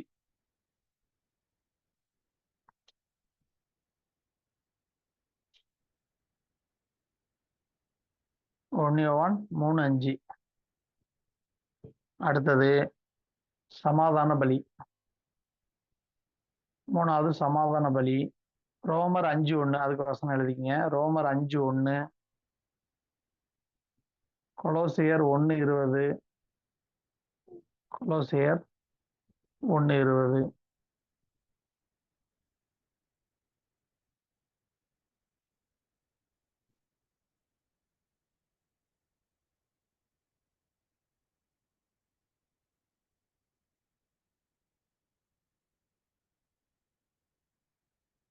சரியா? அப்ப நான் பரிசுத்தர், நீங்களும் பரிசுத்தரா இருங்கன்னு சொல்றாரு. 3 பலி பார்த்திருக்குமா? இப்ப நீங்க வேறு பிரிக்கப்பட்ட வாழ்க்கைக்காக நம்மளை வந்து அழைச்சிருக்கார். பரிசுத்தராய் இருங்கள் அப்படின்னு சொன்னா கரெக்டா நம்ம மொழிபெயர்த்தோம்னா, நீங்கள் நான் வேறு பிரிக்கப்பட்டவராய் இருக்கிறது போல நீங்களும் வேறு பிரிக்கப்பட்டவர்களாய் இருங்கள். அதுதான் அதுக்கு தீவிர மொழியாக்கம். அதுதான் நீங்களும் வேறு பிரிக்கப்பட்டவர்களாய் இருங்கள். அதுதான். இப்போ இதை முதலாவது செஞ்சது கர்த்தர் தான். முதலாவது நம்ம உலகத்திலிருந்து நம்ம பிரிச்சு எடுத்தவர், வேறு பிரிச்சவர் அவர் தானே. அப்ப முதலாவது இதை துவக்கினவர் கர்த்தர் தான். ஏன்னா உலகத்திலிருந்து நம்மை பிரிச்சு எடுக்கிறார். உலகத்திலிருந்து இனஜன பந்துகளிடத்திலிருந்து பாவத்தின் அடிமையிலிருந்து எல்லாத்திலிருந்து வேறு வேறு பிரிச்சு எடுக்கிறாரு. முதலாவது அதுக்கு துவங்கினவர் கர்த்தர் தான். சரியா? இப்ப ஆதாமுக்கு முதல்ல இருந்தது மைமேன் சரீரம். பின்பு பாவத்தில் விழுந்த போது அந்த மைமேன் சரீரம் அவனுக்கு நீக்கப்பட்டு மாம்ச சரீரம் மட்டும் இருக்கு. இந்த மாம்ச சரீரம் தான் ஆவிக்குரிய சரீரத்துக்கு தடையா இருக்கிறது. இப்ப நம்ம ரட்சிக்கப்பட்டாலும் நமக்கு இந்த மைமேன் சரீரத்தை பெற்றுக்கொள்றதுக்கு இந்த மாம்ச சரீரம் தடையா இருக்குது. இப்ப நமக்கு என்ன வேலை? நம்ம வசனத்தை உட்கொண்டு நாள்தோறும் அறிவடைந்து கொள்ளணும். அறிவடைந்த ஆத்மா ஜீவனை பெற்றுக்கொள்ளணும். கிறிஸ்து நமக்கு ஜீவனா இருந்தாதான் இந்த சரீர வாழ்க்கையை ஹேண்டில் பண்ண முடியும். கிறிஸ்து நமக்கு ஜீவனா இருந்தாதான்,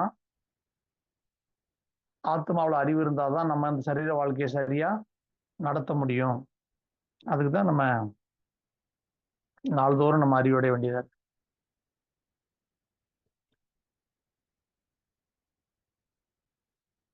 அடுத்தது 4வது பலி பாவ நிவாரண பலி. அதோட இன்னைக்கு இந்த பலி 5 பலியோட அவுட்லைனோட முடிச்சுக்கலாம். அடுத்த கிளாஸ்ல டீட்டெயிலா பார்க்கலாம். 4வது பாவ நிவாரண பலி 2 கொரிந்தியர் 5:21. 2 கொரிந்தியர் 5:21. 5வது குற்ற நிவாரண பலி கொலோசியர் 2:13-15. கொலோசியர் 2:13-15.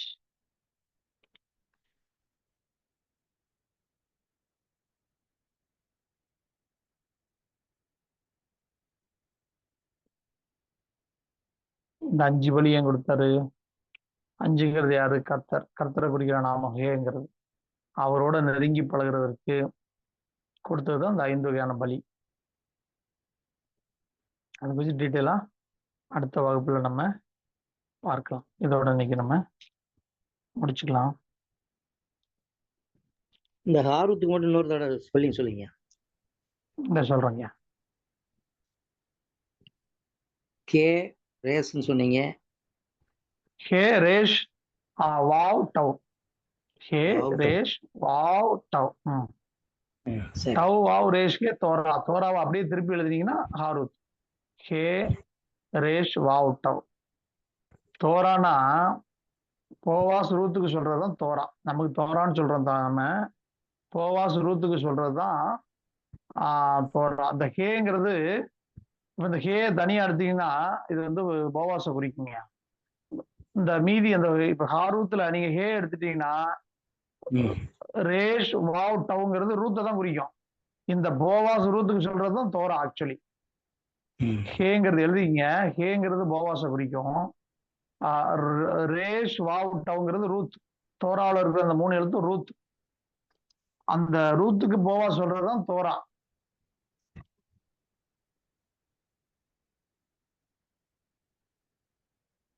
சரியா?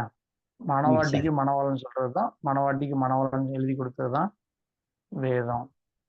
மணவாளனுக்கு பிரியமா நம்ம நடக்கும்படியா பரிசுத்த ஆவியானவர் நமக்கு எழுதி கொடுத்ததுதான் வேதம்.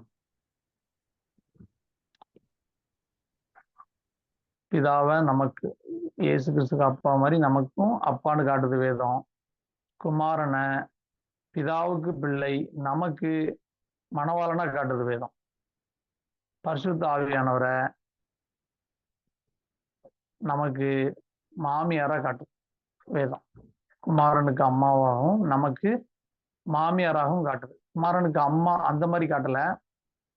இதா அப்பா பரிசுத்த ஆவியானவர் அம்மா குமாரன் மகன் அந்த மாதிரி காட்டல.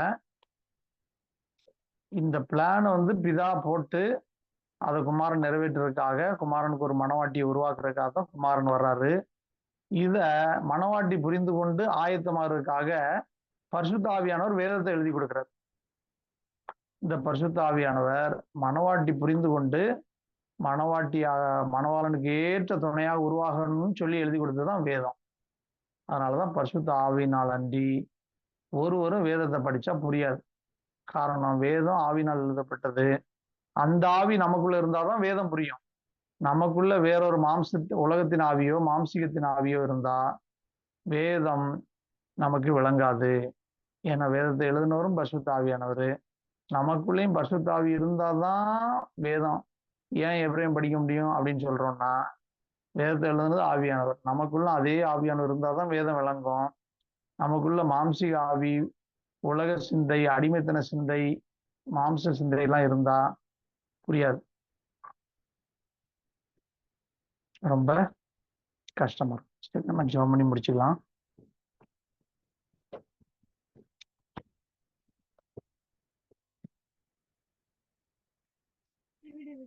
ஜெபம் ஏதாவது டவுட் இருக்கா?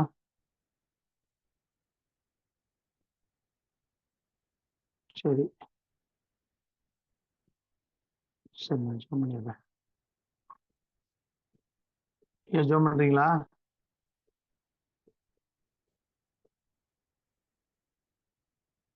நான் தான். சரி, நான் ஜெபம் பண்ணிடுறேன். பரிசுத்தமுள்ள மகிமையின் பிதாவையும் நன்றியோடு துதிக்கிறோம், சோதரிக்கிறோம். இந்த மாலை வேலைக்காக நன்றி செலுத்துகிறோம். மகிமையின் தேவன் கர்த்தாவே, வேதத்தின் மகத்துவங்களை கர்த்தாவே எங்களுக்கு எழுதி கொடுத்தீர். அதை கர்த்தாவே எபிரேய மொழியில் எழுதி கொடுத்தீர். அதை கர்த்தாவே தியானிக்கும்படியாக, கணக்கு போட்டு ஆராய்ந்து பார்க்கும்படியாக நாளும் கர்த்தாவே இந்த நேரத்தை கொடுத்தீர். கொடான கொடி நன்றி செலுத்துகிறோம். ஆமாண்டவரே, சோதராம் சோதராம் சோதராம் சோதரம் கர்த்தாவே. ஆமாண்டவரின் வேதத்தின் மகத்துவங்களை கர்த்தாவே நாங்கள் கர்த்தாவே நாள்தோறும் அறிந்து கொள்ள கர்த்தாவே எங்களுக்கு பிரகாசமுள்ள மனக்கண்களை தாரும். இந்த வேதத்தில் ஆட்சியங்களை பார்க்கும்படி எங்களுடைய கண்களை திறந்தரலும். நாள்தோறும் திறந்து கொடுத்து கர்த்தாவே அதை பார்த்து எங்களுடைய ஆத்மா கர்த்தாவே அதை புசித்து வளரும்படியாக, திருப்தி அடையும்படியாக, கனி கொடுக்கும்படியாக, கனியிலே நிலைத்திருக்கும்படியாக தேவரை கிருபை செய்யுங்க ராஜா. ஆமாண்டவரே, நாங்கள் மிகுந்த கனிகளை கொடுப்பதினால் ஆமாண்டவரின் பிதா மகிமைப்படுவார். எனக்கு சீசராயிருப்பீர்கள் என்று சொன்னீரே. அப்படியா மிகுந்த கனிகளை கர்த்தாவை கொடுக்க எங்களுக்கு பலன் தர வேண்டும் ஆட்சேபிக்கிறோம். நல்ல கனி கொடாத மரமெல்லாம் நியாயந்திருக்கப்படும் என்று சொன்னீரே. அப்பா, சோதரம் சோதரம் சோதரம் கர்த்தாவே. ஆமாண்டவரே, உண்மை அறியாதவர்களுக்கு எப்படி நியாயத்தீர்ப்போ அதை போல புத்தி இல்லாத கனிக்கும் ராஜா சோதரம் கர்த்தாவே நியாயத்தீர்ப்பு காத்திருக்குது என்று சொன்ன வார்த்தைகளுக்காக நன்றி செலுத்துகிறோம். ஆமாண்டவர் உலகத்தாரை போல ஆமாண்டவரே சோதரம் கர்த்தாவே. அடிமைத்தன சிந்தனையிலே நாங்கள் கர்த்தாவே வேதத்தை வாசிக்காமல் ஆமாண்டவரே ஆவிக்குரிய சிந்தையோடு கர்த்தாவே வேதத்தை ஆராய்ந்து பார்த்து அதிலிருந்து சத்தியங்களை கற்றுக்கொள்ள தேவர் எங்களுக்கு கிருபை அளிக்க வேண்டும் ஜெபிக்கிறோம். ஆமாண்டவரே, சோதர ஆவியா இருக்கிற கர்த்தரை ராஜா சரியாய் புரிந்து கொள்ள ஆவிக்குரிய மனக்கண்களை எங்களுக்கு நாள்தோறும் திறந்து கொடும். ஆமாண்டவரே, சோதரனுடைய மைமீன் ஆமாண்டவர் பிரகாசத்தை மனவாட்டியானவர் சுதந்திரித்துக் கொள்ள ராஜா நீர் ஒவ்வொருவரையும் அருவப்படுத்தும்படியாக நாங்கள் ஜெபிக்கிறோம். மைமீன் ஆவியானவர் சபையை வேலெடுத்து காத்துக்கொள்ளும். ஆமாண்டவரே, சோதராம் சோதராம் சோதரம் கர்த்தாவே ஒவ்வொரு நாளும் கர்த்தாவை தியானித்து வேதத்தை அசை போட்டு அப்பா எங்களுடைய வாழ்க்கையாக ராஜா அதை மாற்றிக்கொள்ள கர்த்தர் எங்களுக்கு பலன் தரும்படியாக ஜெபிக்கிறோம். காத்துக்கொள்ளும் மைமுள்ள கரங்களில் எங்களை தாழ்த்துகிறோம். துதிக்கான மைமெல்லாம் உமக்கு எடுக்கிறோம். மைமன் மனவாள் நாயகி கர்த்தர் இயேசு கிறிஸ்துவின் நாமத்தை ஜெபிக்கிறோம். மைமேன் பிதாவே, ஆமேன் ஆமேன். பரமண்டலங்களில் இருக்கிற எங்கள் பிதாவே, நாம் பரிசுத்தப்படுவதாக, உடைய ராஜ்யம் வருவதாக, உடைய சுத்தம் பரமண்டலத்திலே செய்யப்படுவது போல பூமியிலே செய்யப்படுவதாக. எங்களுக்கு வேண்டிய ஆகாரத்தை எங்களுக்கு இன்று தாரும். எங்கள் கடனாளிகள் நாங்கள் மன்னிக்கிறது போல எங்கள் கடன்களை எங்களுக்கு மன்னியும். எங்களை சோதனைக்கு பிரவேசிக்க பண்ணாமல் தீமை ரட்சித்துக் கொள்ளும். ராஜ்யம் வல்லமை மைமையும் என்றைக்கு முடியவில்லை. ஆமேன் ஆமேன். என் ஆத்மாவே கர்த்தரை சோதரி, உங்களுமே அவருடைய பரிசுத்த நாமத்தை சோதரி. என் ஆத்மாவே கர்த்தரை சோதரி, கர்த்தர் செய்த சகல உபகாரங்களையும் மறவாதே. ஆமேன் ஆமேன். எல்லா பரிசுத்த தேவ பிள்ளைகளுக்கும் கர்த்தருடைய நாமத்தினாலே நன்றி. கர்த்தருக்கு சகல துதிய நன்மையாக உண்டாவதால் ஸ்தோத்திரம். சோதரையா சோதரனையா சோதரம் சோதரம் சோதரம் ஐயா சோதரையா சோதரங்கய்யா சோதரையா சோதரம் சோதரம் சோதரம் சோதரம். சரி, எல்லாரும் சோதரம் சோதரம் சோதரம்மா சோதரம் மீட்டிங் முடிச்சிடலாம் எல்லாரும்.